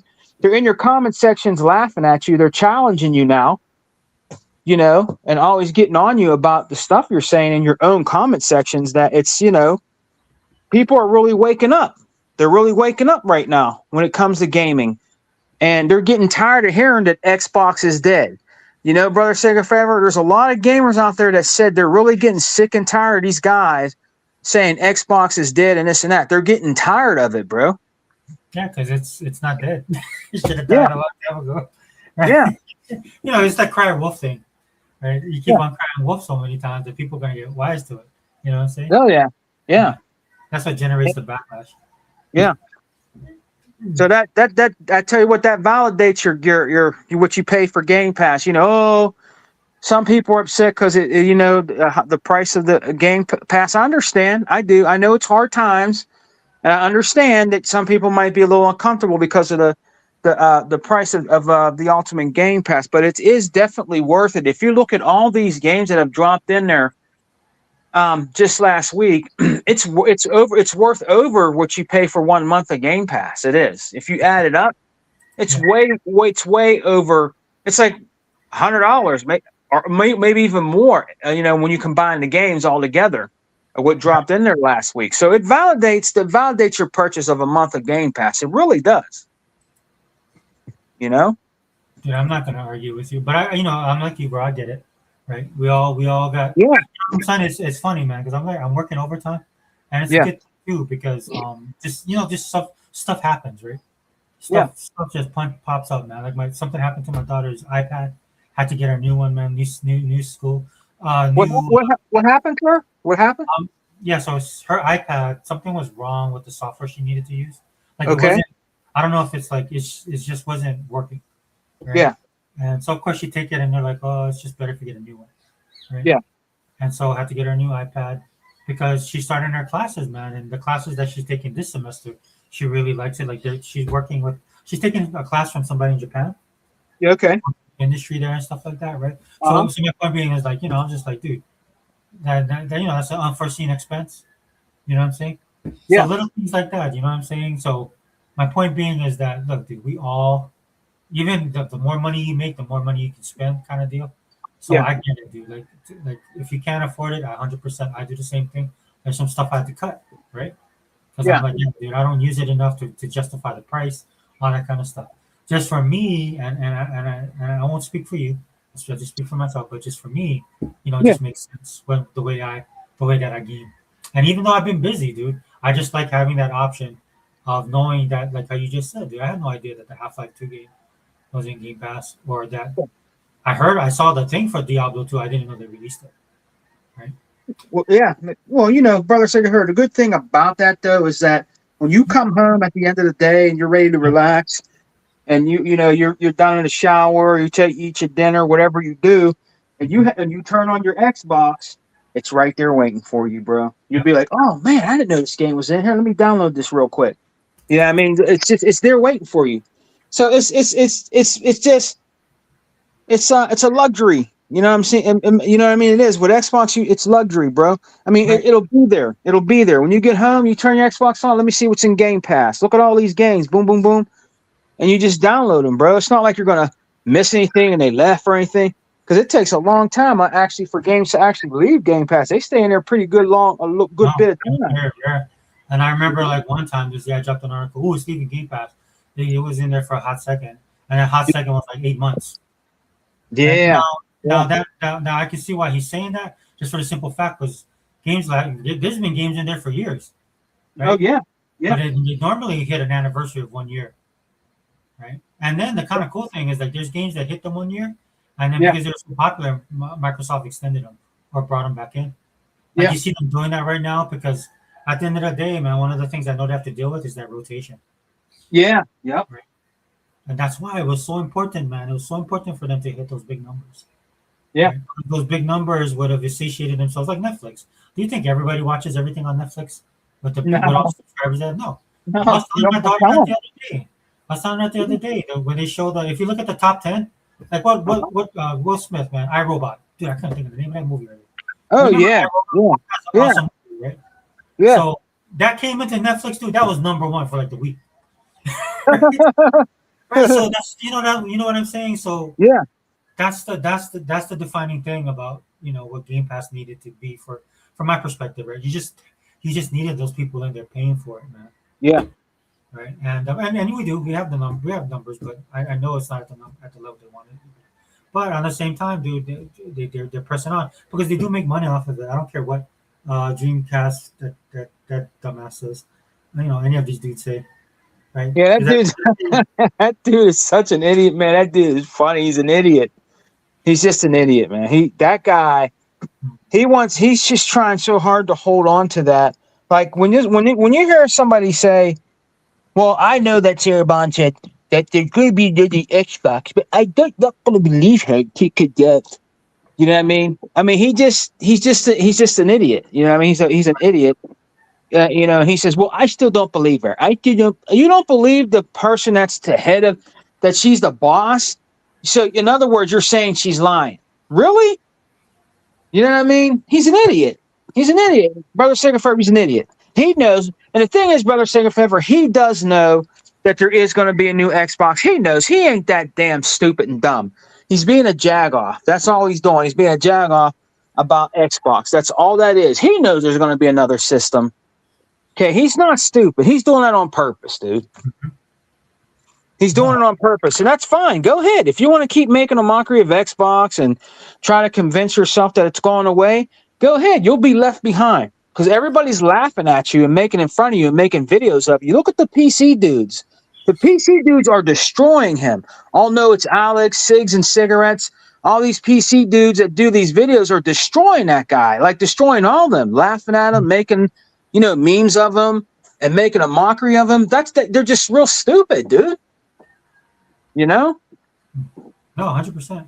Once they start bringing in PC dudes, Brother Sega Forever, once they start bringing the PC dudes in it, see, when Porter Rock and them said, well, the PlayStation Pro is better than a PC gaming rig, and the PC dudes is stupid, and they don't know what they're talking about, and all this and that. When they started doing that, and they got caught wind of that, them PC dudes, it was over because they start making all these videos about Porter Rock. They start making all these videos about Dreamcast guy and Reforge Gaming and that crybaby MBG, that thinks he's Metal Gear Solid.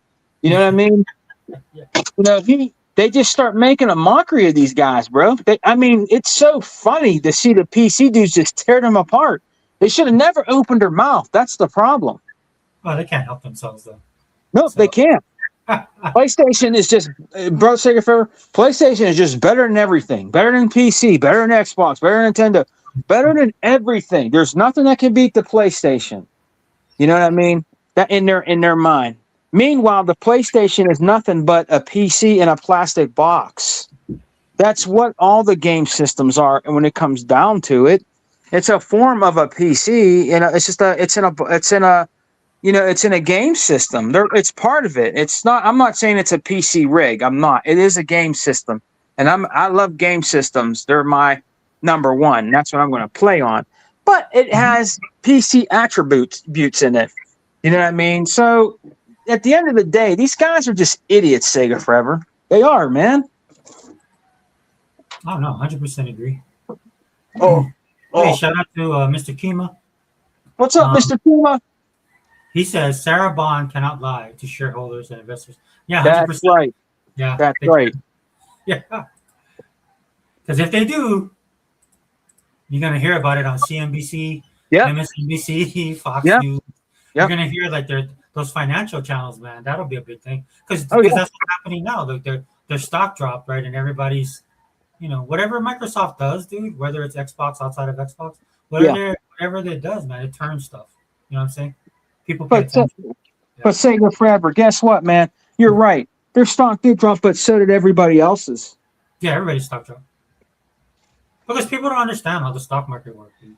And I'm not Yeah. no financial guru, but at the end of the day, dude, a lot of people just look at it, by ups and downs, and I'm like, no, dude, you have to go do a little bit deeper dive than that, dude. That's why it's good that a lot of us don't invest in the stock market, right? Because at the end Yeah. of the day, dude, there's more to it than just a bar graph going up and down, right? And there's extenuating circumstances that affect that across the board. Right? That's why it's kind of interesting to me, but I wouldn't necessarily be get into it on that Yeah. level. Because if I'm being honest, man, when I looked at it hardcore, it just was like, man, this is just basically gambling at the end of the day, right? Yeah. Yeah. Right, which is why a lot of people are coming under the microscope, right? Because you look at some people, and look, some people have that gift, but that's not everybody. Yeah. But some people are making money on that stuff, so that lends to me thinking, man, I think these dudes are like, you know, cheating the system. Yeah. Yeah, so that kind of stuff. But yeah. So Mr. Kima, man, 100%. Right, Microsoft. So I get it, man. They're on that different level where they have different things that they got to address and things that they're beholden to. Unlike Yeah. us on this level, right? That's why I kind of removed myself from it because, like you, bro. But I got tired of it, man. Because it's the same thing. It's always the same thing, right? Oh yeah. It would be better if Xbox did die. You know what I'm saying? In a way, I don't mean that I wanted to die, but Yeah. it's that they've been carrying that for so long, dude. It's like, okay, it's never happened. It hasn't happened. I doubt it's ever going to happen unless Microsoft decides to kill it themselves, which they won't, because they make money off of it, dude. It's Oh a fun, yeah. Yeah. like They're like Mr. gaming. Kima said, Sarah Bond, dude. Sarah Bond is doing stuff beyond just the console gaming. Oh yeah. Oh yeah. Definitely. Definitely, bro. Safer. Definitely. Yep. You're 100% right about that, man. So what's the big news though, brother? I haven't been really plugged in. What's the big news going on with Xbox? With the Xbox. Yeah, anything like I heard the thing about like something leaked on the new console. Was that just BS? I think I heard something Yeah. about that, brothers. I wish Hebot was here. I think I heard something about that. I didn't hear all the way. Mr. Keeman might know too. I might have missed that one, but I haven't heard. I haven't heard much on that. Like, okay, I think the one thing I did hear um a while back is uh that the pricing of it, like what they thought it's going to be. You know what I mean? Like they said that leaked or whatever. I don't believe that. Oh, they I just don't made it. think I don't think they know that. You know what I mean? You're not going to know nothing like that at all. I think they're just speculating that, or somebody's coming out and saying that they heard a leak about it just to start some rhetoric. You know what I mean? Hmm. But nothing like, I haven't heard nothing like new yet. You know what I mean? About the new Xbox. I knew one thing. What's his name? The guy that the one that did the tech for it. What's his name? Um, The one with the big beard. Jason Ronald, right? Jason Ronald. They I said think. he's supposed to. They said he's supposed to do a thing coming up talking about the new system and different things like that. Like you're not going to know stuff in detail, but I guess he's going to do like some kind of event where he's talking about, or going to be talking about the new Xbox and what to look forward to. I think, or Mhm. what might be possibly coming. But that's it, brother. Sega forever. I didn't hear like any big like news on it, you know. I But saw. Who's that guy? Isn't it the Verge dude? uh, I can't remember his name. Oh, Warren, right? I And think so. somebody Yeah. at Microsoft, like what are you know, like not Jez Gordon, not that fat bastard. What's the other? What's some other dude at Microsoft place said something too. That's all I Somebody heard. else. Yeah, like they because I think they're saying like it might come out this year. Yeah, yeah, that's what I heard. It might actually the Xbox Magnus might come out this year. We'll see. Now, if it does, I told people, people like, you know what it is, bro, Sarah? People worry some, oh man, I didn't really get to play Series X. I'm like, calm down, man. Calm down. There's still a lot to do with the Series X. Even if the Xbox Magnus comes out, you don't have to get it right away. You still have a lot that you can do with the Series X. Let's just say the Magnus is out right now, and there's a lot of people that went and got the Magnus and moved away from the Series X. That doesn't mean you have to jump ship right away and get the Xbox Magnus and be broke and sorry you did it. You have ample time to wait. The Xbox Series X still has a lot of power that it hasn't showed off yet. That system is a beast. Well, You I'll tell didn't, you one thing: the way you know those what I bots mean? go, the way the bots happen, bro, you better hold on to your Series X because you're probably Yeah, gonna get a magnets for yeah, like a month. So yeah. yeah, 100%, bro. That's another thing, Brother Segafer. That's one thing we should talk about. Like, seriously, you better hold on to that Series X because, a lot of these game systems, and not just the Series X, a lot of these game systems are going up in price. They're going up. They're not going down. So you better hold on to it with that RAM shortage and all that RAM crap going on. You better hold on to them damn systems, man. Well, I You know know what that I mean? they're supposed to. Aren't they? Like the Series X is supposed to go on sale because I want to buy a backup, right? Yeah, if it does go on sale, that'd be cool. Yeah, that'd be cool. You gonna get another one? Yeah, because if worse comes to worse, right, I want to be able to. Well, number one, my daughter could use it because she's using the Series S, which is pretty Yeah, cool. okay, okay. She likes Now that's what. the white one, the compact one. Now see, that's what. See, bro, Sigafur, I'll tell you what I have right now. Mhm. In my bedroom, in our bedroom, I have an Xbox One S. Okay. Okay. In the living room, I have an Xbox One X. In my game room, I have the Xbox Series X. So there's three Xboxes actually running every day. I mean, if I'm in the living room and I'm not downstairs, I'm playing my One X or have the One X on. If I'm in the bedroom and I'm ready to go to sleep after a hard day's work, I might put on YouTube or something. I might play a little bit of games on it, and then go and just watch Tubi or something like that on my Xbox One S all night until I fall asleep. I fall asleep with the TV on. It's always been that way. So that's what I have it for, brother, in there too. And if I want to game in there and just chill and lay back in the bed, I'll put the Xbox One S on. I mean, so there's three Xboxes I own that are uh, running right now. So I would like to get an Xbox One S to Mm, keep as a backup.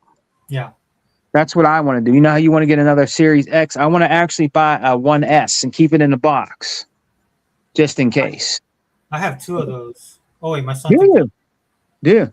So yeah, I have quite a bit of console. I mean, I gave my OG to my nephew. Oh, you Um, did? yeah, because he wanted to get it. The mom wasn't gonna buy him one. Yeah. Uh, he just wanted to play Fortnite on it. Oh, really? Yeah, so you know what I mean. Like, so my sister is not like so she's not a big gaming fan. You know what I'm saying? Like, if Yeah. you have time to game, you have time to cook, you have time to clean, time to Yeah. help with this. You know what I'm saying? Yeah, respect, dude. That's real life. Yeah. So I just gave him on the side. You know what I'm saying? So it's like it's not he won't get it. It's a waste of money, all that kind of stuff. So I just gave him my right because it's old and stuff like that. So he probably won't get as much flack. But he plays Yeah. Fortnite. That's why he got it. So I don't know if he's still playing now. He graduated already, but I still have my other ones, and Yeah. but I want that backup just in case, just because we have so much content between the three of us, me, you, Yeah. Hiba. We have so much content, man. We need an extra console just in case because it's going to take a lifetime to get through all that stuff. Yeah. So if not one, so I could bounce back on the S because the S plays everything, and the S Yep. is really good. The Series Yep. S. Yeah. All the hate that it got, dude. If people, I feel bad because people made conscious decisions Mm-hmm. that affected them financially, right? Where Yeah. they bypass it altogether, and they shouldn't have. Yeah. Because a lot of the hate that was out there. That's why I kind of ranted a little bit on Xbox about that. The Oh, last you did? podcast, yeah, I ranted on it because I'm like, this is why I kind of want Xbox to step up as well, Yeah. because it's not just hurting them, it's also hurting the fans, it's hurting developers, right? The amount of people that listen to some of these people out there, Yeah. um, that, Yeah. that that put out false information, and we're small. There's only so much we can do, and then we get tired too, man. Or life happens, right? We got stuff we got to do, so we can't Well, we can't be out there doing the good fight all the time.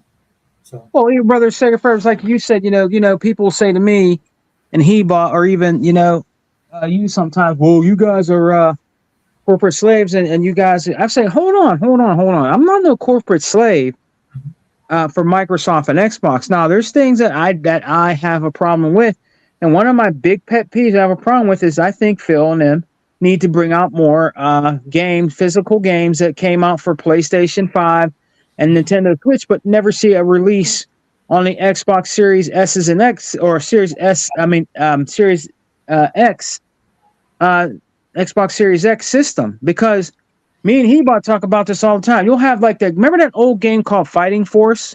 yeah, yeah. It was on a Dreamcast.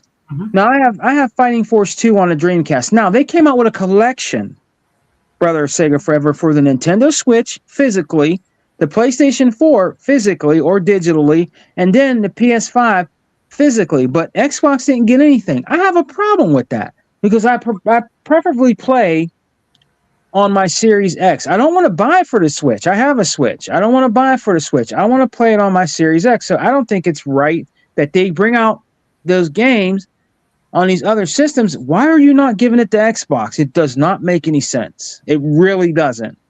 If you're Okay. being biased, that's bullshit. It should come on every system. I mean, I know they have some designs about digital, but Yeah. like Eba said, dude, at the end of the day, man, if a PlayStation guy can have a physical copy of the Yeah. new Forza and we don't, dude, that's sad. That is Yeah. unexcusable, dude. That Yeah. is just wrong. I don't Yeah. care. I don't care if Xbox guys do buy the physical copy. There will Yeah. be guys like us that buy it, right? But that's not the point, dude. It's just the optics are just horrible with that, It man. That is. they have a physical copy on PlayStation and not on Xbox. It is, Like I brother. can't. Sega Forever. Yeah, I It is. can't. It's just And that. optional. It's Yeah. optional, like you said. They have options. Xbox is known for options, so it should be optional for us to have either buy it digitally or physically. Now, listen, brother Secretary, I buy a lot of games digitally. I do. I take advantage of digital. I am a collector, and I prefer physical copies of games. But I help the indie series out very much. I'm a very high supporter of indie games. I buy a lot of indie games. Yes.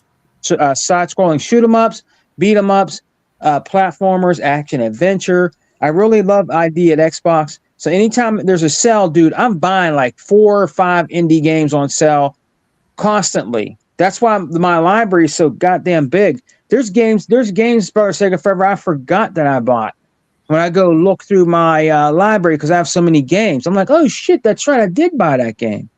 I need to try that out. I didn't even play it, and I've had it for months and months and months, and forgot I had it because it was a sale, and I would buy like 5 games, then I would forget about it. You know what I mean? Like a big game came out, like let's say Forza Horizon 6. I'm like, oh man, time to play Forza Horizon 6. It'll be like next year or something, and I'll see games in there, and I'm like, man, I don't remember even buying this. You know what I mean? We have just so many games, man. It's you can't keep up. You ever do that? You ever go in your library and be like, "Hey, man, I forgot I bought that game. I'm gonna have to. Oh I'm yeah, gonna have yeah. to pull that." That's what happened with me with when we were talking last time. It was that game we were talking. Oh man, that side scroller. What were we talking about? Dude, was it Gex? Shoot, what were we talking about? Did you buy that? Did you buy Gex? So I went to go pick it up because I'm like, oh, I don't think I have that. Dude, I went and clicked on it. Dude, I own it. Gex.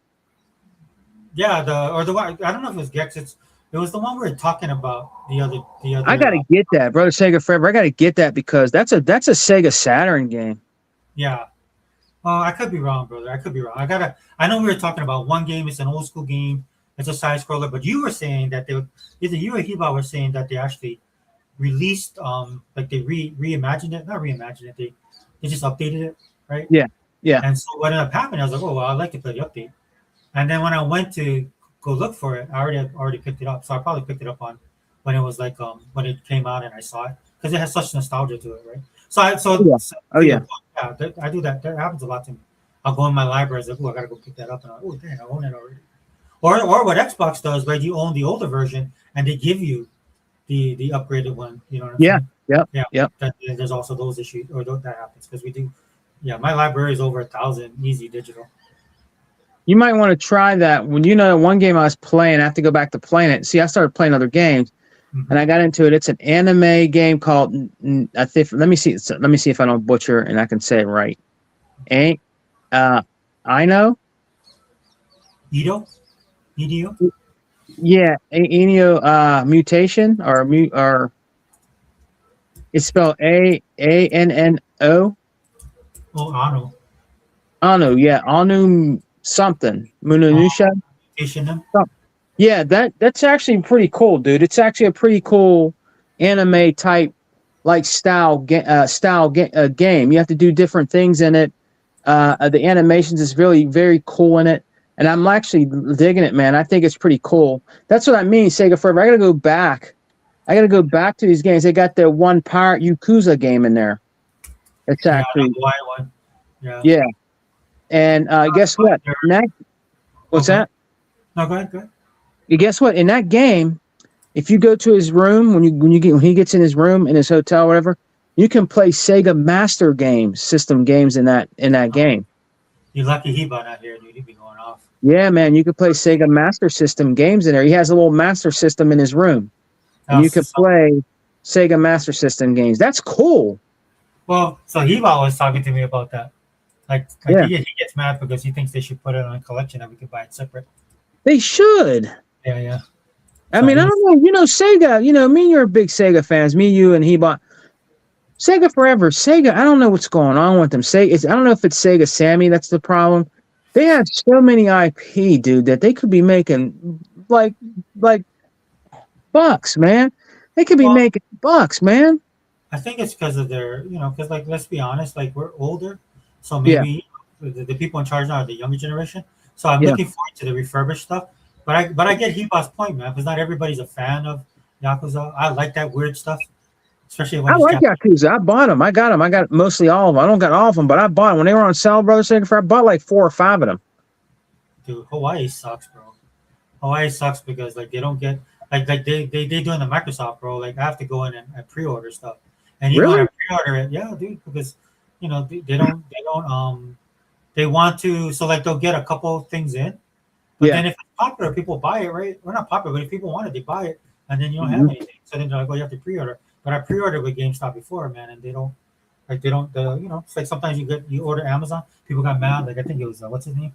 Well, anyway, but he was getting mad, and then he was saying, oh, I ordered this stuff, man, it doesn't come, right? Like when they tell him, oh, like if you won't get it on release, you have to wait, stuff like that. That's what it feels like. Games are going there, they're like, oh yeah, we only have 1 copy.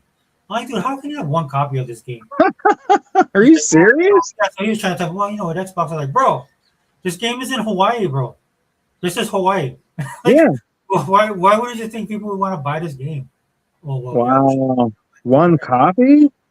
1 copy, bro. And he's like, you could have pre-ordered. I'm like, yeah, bro, I pre-ordered. And you know what ends up happening? That $5 gets pushed onto something else.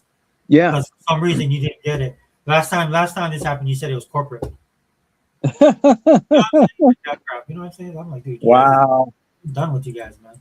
Well, that's another problem that people are not talking about. We talked about a little bit. GameStop's in trouble. They're closing, man. Well, they do stuff like that, right? And the industry is suffering, and that should be their bread and butter. But, the way that they would do the used games, they was making money hand over fist, and that got destroyed. Yeah. So they need to find a way, man. They need to, like number one, customer service would be better. Actually having the stuff that people want. You know what I'm saying? Yeah. Challenging the industry on the cost of stuff. Right. Like they just got lazy, man. Their customer service, man. Their customer service, it sucks. Look at Hebot. He has to always put them straight. I had to do it one time. This girl, she got really like when I was asking for Xbox stuff, she started getting like like kind of standoffish. I said, you having a bad day or something? Yeah. No. I said, well, just get me what I want. Why are you acting like that? Because of what? Because I'm asking for Xbox and I don't want it on PlayStation. You know what I mean? I told her, I said, I used to work for GameStop. So I know what goes on in GameStop. So you're not telling me anything. You know what I mean? So, I mean, she just got an attitude with me, brother. Sega Forever. I'm like, just get me what I want. I don't want it on PlayStation. Don't I know. always assume that, you know what I mean? When customers come in here, they're going to want it on PlayStation. You don't do that. Yeah, I know my daughter gets mad at me sometimes because I talk about her generation and stuff, and it's really not her generation. It's the generation a little bit before her. Yeah. Anytime I go somewhere, man, these people are working, dude. They just, you know what I'm saying? Like I was talking to so my daughter wanted something from McDonald's because we normally don't go to McDonald's. Yeah. So she wanted to get something. Something came out. I don't know what it was, dude. I don't like going to McDonald's. I think they're ripping. I don't like paying the prices for their crap food. Oh yeah. Oh yeah. Nothing Yeah. wrong with their food, but there's something's wrong with their food when they want like $20. You know what I'm saying? Yeah. So, but she just wanted this one thing. We went in the line, man, and this girl was talking, and like she wasn't listening. She's one of those people. She's talking, but she's not listening to what I'm saying, right? And it was irritating me. And then she kind of stopped, and she knew I was getting irritated because I'm like, Yeah. dude, don't talk at me, dude. I'm the customer, right? Just let me finish what I'm saying. No, I don't want this. If I wanted it, I would have told you. I'm trying to tell you what I want, and you're talking over me, right? And so I was pissed off, and I got to the window, and she was there, so she wouldn't even make eye contact with me. I said, "Yeah, you better not look at me." Yeah, that's what I mean. That's the thing. These kids today, and you're right. And it's sad, brother Sigafur. It's really sad that sometimes that we have to be that way with them. But that's how they are. I'll tell you. Let me tell you mine. I went to Arby's one night. I was at work. Yeah. I forgot my lunch. I said, "Oh shit, I forgot my lunch, man." I mean, let me go to Arby's and get a turkey gyro. Let me go there. I like their turkey gyro. So I drive there. It's only like where I work at. Okay. As soon as I leave the lot and go on the main road, it only takes like 2 minutes to get there because it's right in the same vicinity where I work. So I went in the line, and I was waiting like, brother, say, I'm on my lunch. I'm like, damn, it's like 15 minutes into my lunch. I said hello to the intercom. I said, hello. He's like, we're busy, and I said, like he was being ignorant. I said, I've been here 15 minutes and there's nobody inside. So what are you talking about? You're busy. So he can't. So after a minute, he asked, I gave my order, right? I gave my order for my turkey gyro. And so he acted like, when I got up to pay him, he didn't act that way. But when I got my sandwich back at work, dude, they messed it. He did it on purpose. He put a whole lot of cucumber sauce on my gyro and a little bit of turkey meat to be a jerk. Yeah. You know what I mean? Yeah. I couldn't even hold it, dude. It was falling apart and it was all sloppy. So I actually called corporate. Yeah. And I talked to them. So they're going to be sending me in the mail. They're going to be sending me a free manufacturer's coupon for like a free dinner. And they said that they're sorry that happened, that they're going to address that. I actually wrote them and said, yeah, he was just being ignorant. And you know what I mean? I don't want to see nobody get in trouble, but you guys need to, train them to be, more polite to customers. I don't know what you guys are doing, but your training it must not be working because you should have seen it. Bert should have seen this guy. Sega man, bro, I 100% believe you, man. You are not alone. Yeah. Oh man, these kids, man. He was just ignorant. I'm like, you're not busy because there's nobody inside. I drove around. And I didn't see anybody in there. I seen a couple people. So I don't want to hear that. You're just, maybe you guys are messing up the, whatever you're cooking in there or whatever. But it wasn't even that busy, Sega Forever. It wasn't. No, 100%, bro. I like, me and my daughter, there's the Taco Bell. We go to, so we make it a game. We don't, it's been a while, but we go there. But, you get tired of it. But we say, okay, we're going to play a little game. I told her, we should do a video. Play a little game and see what we got. Like, video say what we order. And then after we get it, then sit down and open the bag, see what we got. And sometimes, man, we just get any kind of stuff, dude. Sometimes they forget stuff. Sometimes they put extra stuff. Sometimes they put like that, like you got the wrong order or something. You know what I mean? And it's so bad, like it became comical. But I did call. Like I would call corporate and I said, hey, and that's what I told them. I was like, what amazes me about this? I think a lot of people wouldn't care, except that you guys are charging premium prices for your products now. And we're everything's smaller, and the quality is horrible, and then the service is bad. Yeah. Right. And then of course they apologize, and I'm like, man, you're paying these guys more. That's what really gets me. You're paying them more right? Yeah. At these jobs, right? And they still and they're worse, right? Because what it is, I explained to my daughter what the problem is, right? Because my daughter got a job, Yeah. right? My daughter has a job, dude. She was calculating her pay, right? And of course, she doesn't know anything about taxes, right? My daughter's young when Uh-huh. she first started working, and so I knew she was going to have that, moment of clarity moment, right? So she was Yeah. calculating her first paycheck. So her first paycheck came, and she looked at it. She goes, "Oh, Dad, something's wrong with my paycheck." I said, "Oh, really? What's wrong?" And I know what it was, right? I was like, "Oh, well, really, baby? What's wrong? What's wrong? What's wrong?" I was like, "Oh, I calculated how much I'm supposed to get paid, and I worked overtime, and I'm supposed to get this much." And then she showed, and then we opened her picture. I said, "Oh, well, did you see all this stuff?" And she's like, "Oh, what is that, Dad?" I was like, "Oh, that's what we call taxes." And she was like, "What?" I was like, "Yeah, baby." She goes, "But what is this? Like, like FICA and all this other crap, right?" I ain't gonna Yeah. lie. I'll be honest with you, man. Some of that stuff I don't even know. I looked at that and I was like, "Yeah, I have no idea what that is that they're taking out of your picture, right?" Yeah. And she's like, "Oh, Dad, but look how much it is." I'm like, "Yep. Welcome to the welcome to the real world." You know what I'm saying? So so she's cognizant of that. And the great thing about it, the like her and her friends, because they're all they're working, they're hustling right now, right? Their generation is onto it, right? It's just like you go someplace or you buy something, and the quality and the service, what you're paying for it is not what you're getting is not equal to what you're paying for it, and it pisses Yeah. them off, right? Yeah.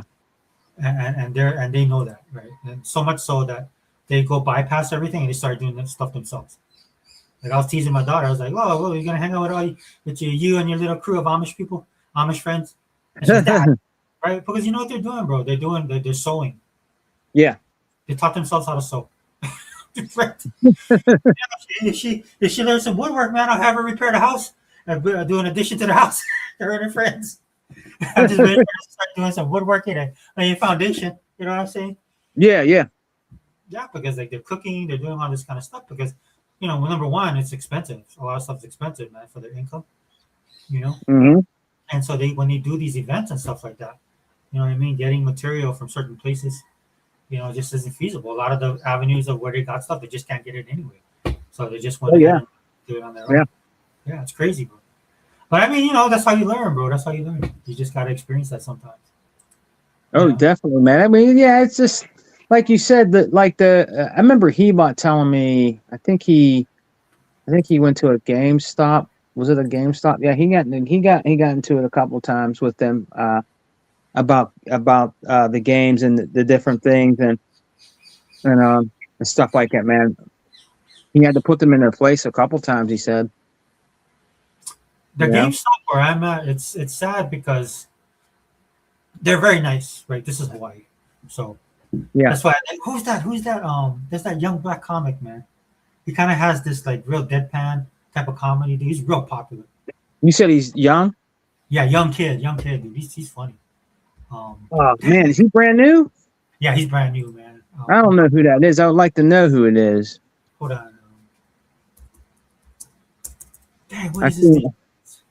I seen Dave Chappelle's new one. He's funny, man. He's getting up there in age though. Oh yeah. It's kind of man. I wish I knew what that kid's name was, man. He was funny, dude. But he came to Hawaii, man, and he kind of said that he's like, it's nice, man. It's beautiful here, and the people here are nice. And I guess he's from New York originally, and then he's Yeah, kind of like, but it's kind of irritating. Like he was like, it's nice to a point, like. Because you guys live on Earth like the rest of us, right? Because he's kind of blown away how everything is here, yeah, especially coming from a big city and growing up how the way he grew up. But he kind of said um, that, and that's what I think about, right? When I go to GameStop, like yeah. they're nice, but they're not helpful. You know, what I'm Nope, saying? they're not. Like they're nice, but they don't know what they do. When I ask them a question, they really don't know what to say to me because they don't. Yeah, it's the truth, bro. Say it forever. It's true. Yeah, you know, it's like that saying. They said people from New York are they're not nice, but they're good. They'll help you. Yeah, And somebody said, but people from California, they're nice, but they won't help you. You know what I'm saying? Like if you get a flat tire in New York, somebody be like, "Oh man, you got a flat tire. What happened? And if something's wrong with the tire, he goes, what? You needed? You didn't know you had to change the tire, right?" But as they kind of as they're berating you, they're like helping you change the tire, but talking trash at the same time, but they help you. But yeah. this Oh other yeah. person in California, when you're in California, somebody be like, "Oh man, that's so bad, dude. I'm sorry that happened to you," but they'll drive off. You know, Oh yeah, yeah. yeah, that's the difference is. So it was kind of cool, man. I wish I knew what this kid Josh. I think it's Josh somebody, man, because he made a good point on that, dude. And I was laughing. Uh, I have to see. I have to find out who he is. yeah, I'm trying. Yeah, I like to see. I like to see the new comics, the comedy guys that come out. See how they are. You know what I mean? I like to see the new talent come out and check out who they are. Here. Let me play this dude. I'll probably get struck, but I don't care. I don't even know. Here. Oh, you actually have it? Okay, cool. I found it, dude. I'll share this. Oh, wait. Bing, good. Oh, it's on Bing, though. Should I go on YouTube? Is it on YouTube? Oh, yeah, let me go on YouTube, buddy. I love you, Bing, man, but you know what I'm saying? Yeah. Hold on,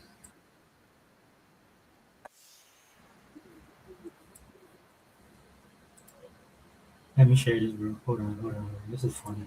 Yeah, take your time.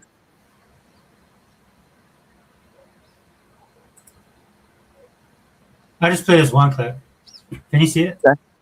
No, I don't see. I just mean you on the screen. Oh, here we go.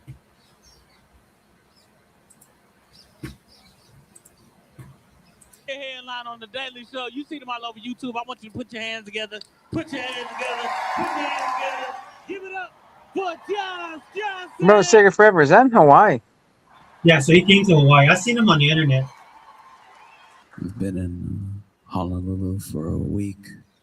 I see him. I don't hear it. Hold on. Dressed like this the whole time. Okay, I hear it now. In case you were wondering, yeah, this is what I wear all the time. There are people who, recognized me on the street, said, "Hey," and then there were people who didn't recognize me at all and said, "Hey, are you all right? Like, This is what he's wearing in Hawaii. something going on? Aren't you hot?" Yeah. But it's been beautiful. It's been amazing to just walk around, see everything, meet people. This is, man, y'all are very chill. Like, I know it's a stereotype, but it's also happening, and it is just coming from someone who lives in New York. It is genuinely jarring. It's like, this is wild. Y'all even know this? Everybody's so chill, which I understand. It's a beautiful place. This is an incredible place. It truly is. You're still on planet Earth, though. So, like,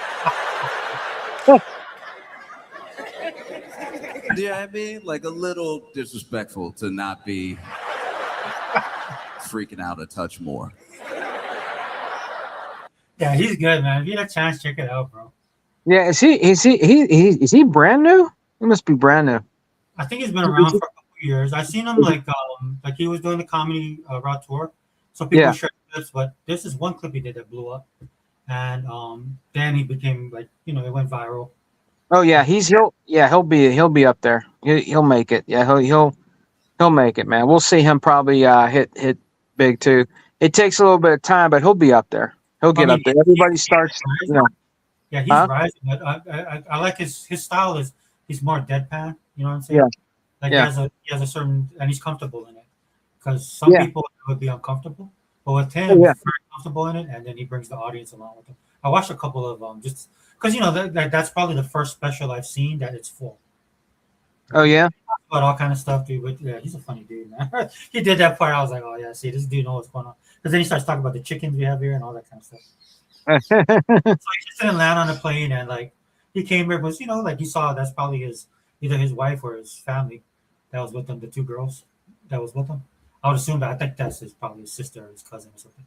But you could tell like they came for a vacation too, and he did a and that's big, man. He sold out that's the theater. Oh yeah. The Blue Note. Yeah. Which is it's a great venue, right? But that's actually at the Honolulu Theater, so in Chinatown. So I was like, oh man, this dude, that's pretty good. That's one of the main venues for Hawaii, anyway. But yeah, that was a chill. Yeah, that dude gets it. But anyways, so it kind of goes to the point I was talking about with Hollywood and stuff, because this is a pop culture podcast segment. So I was kind of talking about the problem with Hollywood, and I talked a little bit about comic books before that, right? And it all seems to flow together, with a lot of this stuff, right? At the end of the day, man, I was telling Keith about this. You just got to make content that people want, and you got to make good content. And if you don't make content that people want, at least realize it. You know what I'm saying? Because Jim Lee was talking about anime and why it's so popular. One of the things that anime does is they make stuff that not everybody would like, not for the mainstream, right? But there's people out there that want it, or people that like it. That's why I feel sorry for Xbox in a way, because Xbox is trying to do all of that. You know what I'm saying? Yeah, They're trying yeah. to appeal to their fans. They're trying to appeal to the hardcore. They're trying to appeal to the general population. Mm-hmm. You see some of the games that they put out, and kudos to them, dude. Like Avowed, they're. I would, if I'm being honest about the game, it tried to be everything to everybody, and it almost pulled it off, right? And it has nothing to do with a lot of the content in the game. It had everything to do with that being the developers, really their first foray into that genre, into what they were trying to do with that game. Hopefully, we get an Avowed 2, because they can build off of Avowed 1. And there's quite a few things I'm pretty sure they want to change. There was a time where I think that'd be a no-brainer for me to say that. The current time that we're in now, I don't know. I can't really say that. You can. I don't know if you agree with me on that point with Xbox, but it's just that Xbox has dropped some of their games, so I don't know if they have carte blanche to rate whatever they want to, like it was a couple years ago. Um, but I would like to see a sequel to it, because I think the sequel will expand the game even more. You know what I'm saying? So that's what I personally would like to see with the gaming and stuff like that. But Sega Man, are you there? Hello? Did I accidentally mute? Sega Man, did I lose you? Sega Man? We might have lost my brother. Or our brother. No worries. Hold on. Testing. Can everybody hear me? Testing, testing. We'll wait a couple minutes. Sega Man, if you want, you can pop back out, pop back in again, because if you're talking, I can't hear you. I think we might have lost connection. I see your picture, though.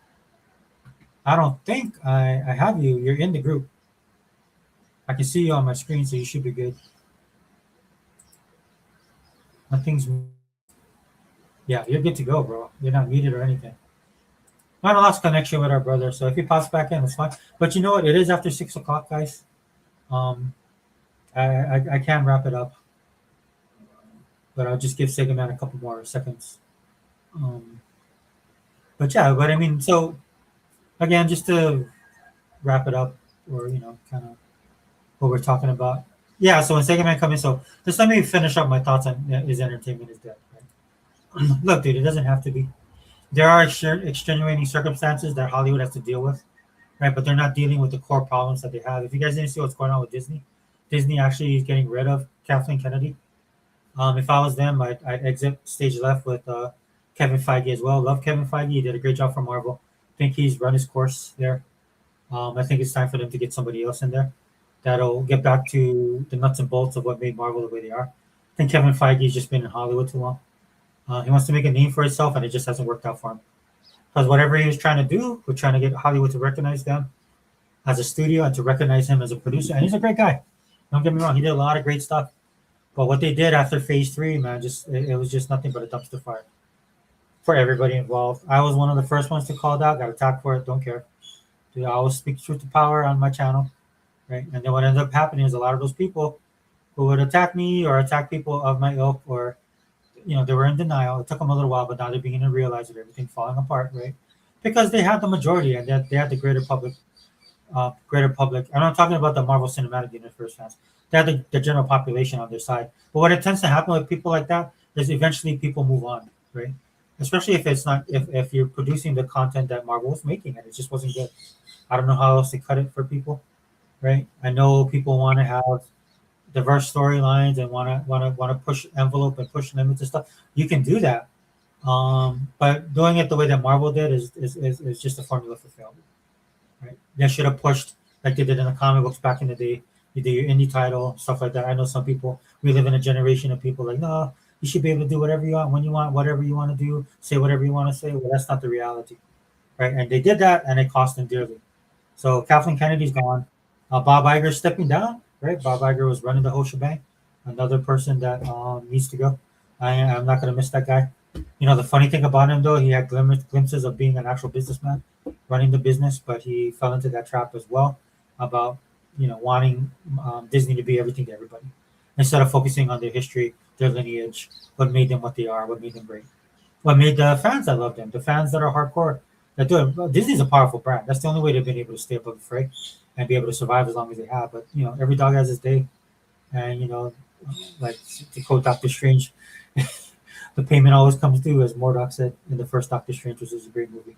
One of my favorite characters, by the way. Great casting. Right, awesome story, great special effects. Can Marvel get back to that again? Hardly doubt it. Because one of the things people don't talk about is a lot of that stuff was origin defining stuff, so it was already baked in. Where Marvel was going wrong with their content is they were trying to be individualistic and create their own stuff, which is very great to do, but at the end of the day, they were not able to pull it off, and more importantly, it just wasn't entertaining. Right? So you have all of these things going on in Hollywood, on top of the fact that they're suffering. Everybody's hurting financially, right? Regardless if you have money or not. Right? A lot of people have to think about how they're spending money nowadays. And when you don't have disposable income, I know I sound like a broken record, but when you don't have disposable income, all of this stuff depends on disposable income. You need a healthy economy. You have to have people that are willing to spend money. And given all the stuff we went through over the last decade, that is a formula for disaster for most people. Going through COVID, being in lockdowns, furloughs, layoffs, tech industry boom bust, fall of the stock market, rise of the stock market, the housing bubble, the housing rebound, the housing market in general, right? It's all of that stuff, dude. It's predicated on people that have the ability, that have cash flow, have the ability to spend money, and a lot of us don't. Right? Yeah, you can spend money, but when you have to worry about the stuff that's consuming most of your income as your necessities, that leaves everything out in the cold. And these guys just don't get that. And the reason why, like I say all the time here, is they live in a bubble, right? They only know who they know, and they only hobnob with the people that they hobnob with, right? That are in the industry as well. And they don't even get to know their fellow, like the blue collar guys that work in the industry, right? They set themselves apart, and this is why they're always wrong, and this is why they always lose. Like look what happened with Billie Eilish, right? Went on stage, talked about stolen land because she had something up her butt about immigration, right? Probably said one of the most stupidest things a person could say. Because the problem with a person like Billie Eilish or any Hollywood person is they don't understand what's really going on, right? And it's just something that they say. They don't know what they're saying, and then more worse, they don't believe in it. And that's the really bad part, right? And you saw what happened, right? Her hypocrisy got exposed because there's an actual tribe that live in the LA basin where her mansion is, her $3 million mansion with all her walls, with her gates, with her security. She's probably there maybe a couple months out of the year. Maybe when she does an award show like she does or has to go to Hollywood, she goes stays there, right? Imagine that. That's the financial freedom she has to do this kind of stuff. And here she is crying on a stage about Native people who she doesn't give a damn about, right? Because if she did, she wouldn't have that. If she actually believed what she said, she wouldn't even own that mansion. She would have known who the tribes were. She would have known what their struggle would have been, right? But that doesn't matter, dude. It doesn't. At the end of the day, it doesn't matter because they don't know, they don't care. Right. So meanwhile, she got exposed, and then people are doubling down on that hypocrisy. The actual tribe called to see if they can make an arrangement with her to get that money, right? Because they could get rid of the mansion there, or they could sell the mansion, right, and get money off of that for their cause. But there's a lot of stuff they could do with that, and crickets, right? So basically, she got called on the carpet for trying to call out people, right, who she feels is wrong. Her politics on full display, all that stuff, right? She got caught on all that stuff, right? And where is she? Nothing. That's why you should never listen to these people. And this is why their industry is falling apart, because that's the stuff they should be focusing on, about like, making great movies, right? Looking at the costs, maybe think about the theaters or the music venues, right? That rely on them and that they rely on to get their product out to people. Maybe doing something with the technology. maybe fighting the good fight against AI. All the stuff they can be doing that actually is in their wheelhouse. They don't do any of that, right? But they get politically involved, and none of them understand what politics is or what it's all about. I'm pretty sure Bilal, I don't even think she's from this country. I believe she's from Great Britain. And Great Britain has their own problems right now that they need to be worrying about. So she should focus on there, right? Talking about stolen land, right, and colonization. Maybe focus on that history there. I could be wrong. Please correct me if she's not. In fact, let me go look it up because I might be getting from schools. But I'm pretty sure. Let me look it up, guys. Irish. Oh, I was wrong. She is an American singer-songwriter. I am so bad. Who is? No, Billie Eilish. I was wrong. I thought she was. Oh. From, she's not. Okay. So I stand corrected. She's not. Still, what she said was dumb. It's even worse now because she's an American, right? That she said that. So, look, dude. If you say that, say it, but live it, right? Go and give the land back. Go. Go live your doctrine. Because there are people that do that. There are people in Hollywood that actually do that. There's people I know on the left that actually live that lifestyle. Right? But if you're just speaking just to speak, that's where you get caught up in. Sorry, Sega Man. I'm just talking about like what happens a lot of the time when these guys start. I'm talking about hot entertainment now. But we can wrap it up, Sega Man. I mean, I pretty much got everything I wanted to say. We were waiting for Hebot, man, but I know he's busy. Maybe we can do another podcast with him another day. And I know he wanted to rant a little bit about the PlayStation stuff and the gaming stuff going on. But hey, Singer Man, you still there? Yeah, I think I'm losing him in and out. But you know what, guys, we are going to wrap it up because I do have to go.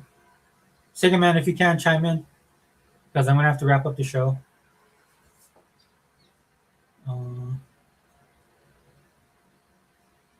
Okay, that's cool. Thank you for being on here, my brother, man. I always respect your perspective. For you guys that hung on this long, really do appreciate it, man. I know I don't get time to do a lot of these shows. Will again, look, I'm just busy. But as you can see, this is how it's kind of moving forward. So I am sticking by my resolution, guys, of trying to get stuff done. Right? I just like some days I'll come home and I'll be like, okay, I gotta knock out this chore, or I gotta clean up the garage, or I gotta reorganize my files, like at work, doing the same thing. Come on, even with my gaming, guys, I gotta get my gaming in. That's why a lot of times you see me on COD, because that gives me the time to at least get my bonus points and stuff like that. So this weekend, since we have a 4-day or 3-day weekend off on Monday, I'm going through the Game Pass library. I will listen to what Segment says. I'll try some of those other. I thought I tried the Anno, but it might have been another game that I tried. But like Segment, I try and play everything that's inside the library of Game Pass. But, oh, really? Yeah, I tried to, brother. I tried to. Hey, but Segment, since you're there, shout yourself out, dude. I'm gonna wrap up because I gotta go. Are we gonna wrap it up? We're gonna wrap it up. All right. Yeah. Thank you for being here, by the way. Oh man, no problem, man. No problem at all, man. Yeah, it was good. It was good to come and do do another podcast with you, man. And hopefully we can get back together again. Hopefully get a brother Hebot in here, to chop up some game with us, man. But this is your brother Sega Man 101.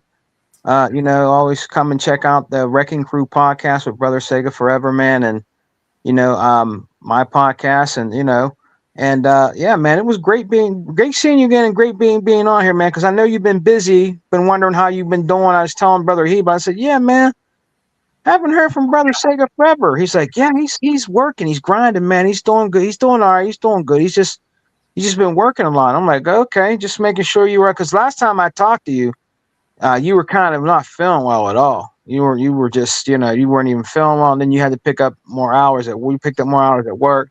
On top of it, last time I talked to you, you wasn't feeling well. Yeah, dude. And that's what Hebot said. So he was worried. Like you said, you guys were worried. So my bad. I should have tuned in. I mean, I should have chimed in at least let you guys know. But what it is, man, it's just 6 days a week. Yeah. And then during that time, dude, we had something going on at work that was really big. And so I was working like more. That's rough on you though, too. If you only get like one day off, you work like all the rest of the week, even into the weekend, you know what I mean? Yeah, so I mean I actually like changed my diet again, bro. I'm trying to get back in, I gotta Oh, you did? Yeah. I mean I was experimenting with some Okay. alternative digestive stuff, man. And I think I think I found out. Because there's this guy I follow, man. I tried his steak called Tunak.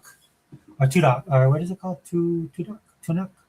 Anyway, it's for if you're a person that had your gallbladder removed, Yeah. and you start having digestive issues, it might be because you have sludge, bile sludge in your body. What is that? What is that? So you might not be able to process the foods that you eat properly. Yeah. Right? That can cause you all types of inflammation and constipation and all kind of stuff you could be going Oh, through. wow. So I think that was the key. So I have adjusted, but like I was doing what I was doing, brother, is I was taking this stuff, but I was eating um outside of my normal diet. Oh, okay. But I was testing this stuff for bile sludge, and I was Yeah. also testing for my stomach acid. Okay. So I was doing too. So like every once in a while, I just go grab like a bag of donuts. Then eat some Yeah. donuts. Yeah, then my kids would eat it too, but normally I wouldn't eat donuts.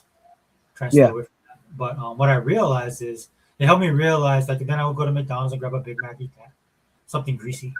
And what I realized is that it was my stomach acid. I wasn't properly digesting the food because I didn't have enough stomach acid. Right. So I was getting heartburn. Yeah. That's why I was having a hard time sleeping, dude, because I couldn't even lay down. I had to sleep sitting up. Because when you lay down, the food kind of, if it's not processed, it kind of flows back. But what I realized is that if I have more stomach acid, that it helps to break down the food better.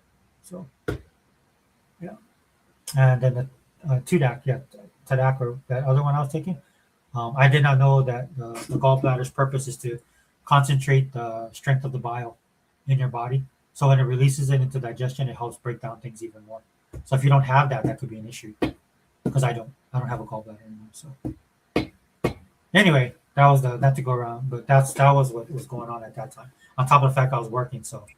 But I mean, thank God everything's good. You know what I'm saying? Like, you pray about this kind of stuff, brother, and then, sometimes God, not sometimes, but then God just makes a way, Well, for you. yeah. Like, I just came across because I've been following this guy for years, and I just came across the video, and then just one thing led to another, and I was like, oh man, I think this is it. But I was trying a lot of different stuff. And some stuff I was doing, bro, it was bad. Like I was actually going backwards, like eating fiber. Even fiber was not good for me because fiber in and of itself it doesn't break down like normally food is. So if I can't break down, Fiber? Oh, yeah, yeah. like if you have a regular digestive system, fiber is more like this thing you see. It's almost like Drano, right? It works like Drano. So if it gets in there and it unclogs you, but if if your digestion isn't good, like if the drainage there's like something's broken or it's like it's backed up or for some reason and the Drano is just going to make the problem worse, right? Like it's not going to help at all. So yeah, so I had to go through all that, dude, and that's what it was. So just to let you know, but I'm way better now, thank God. And yeah, just trying to look, dude. I mean, just want to enjoy what we have. You know what I'm saying? And I'm happy to get to touch base with you and Hebot, and we can do these videos, right? For however more time we can do it, because we're all busy. We all got stuff going on. So Yeah. yeah, but shout yourself out, brother, and then we'll call it a podcast. All right, man. Thank you again, brother Sega Forever, for inviting me to the podcast, man. It was good chopping up game with you, man. Getting back together and just talking gaming, bro. And hopefully we'll get back together and do another one soon, man. It was good hanging out with you, man. It's good to see you, man, and that you're doing well, man.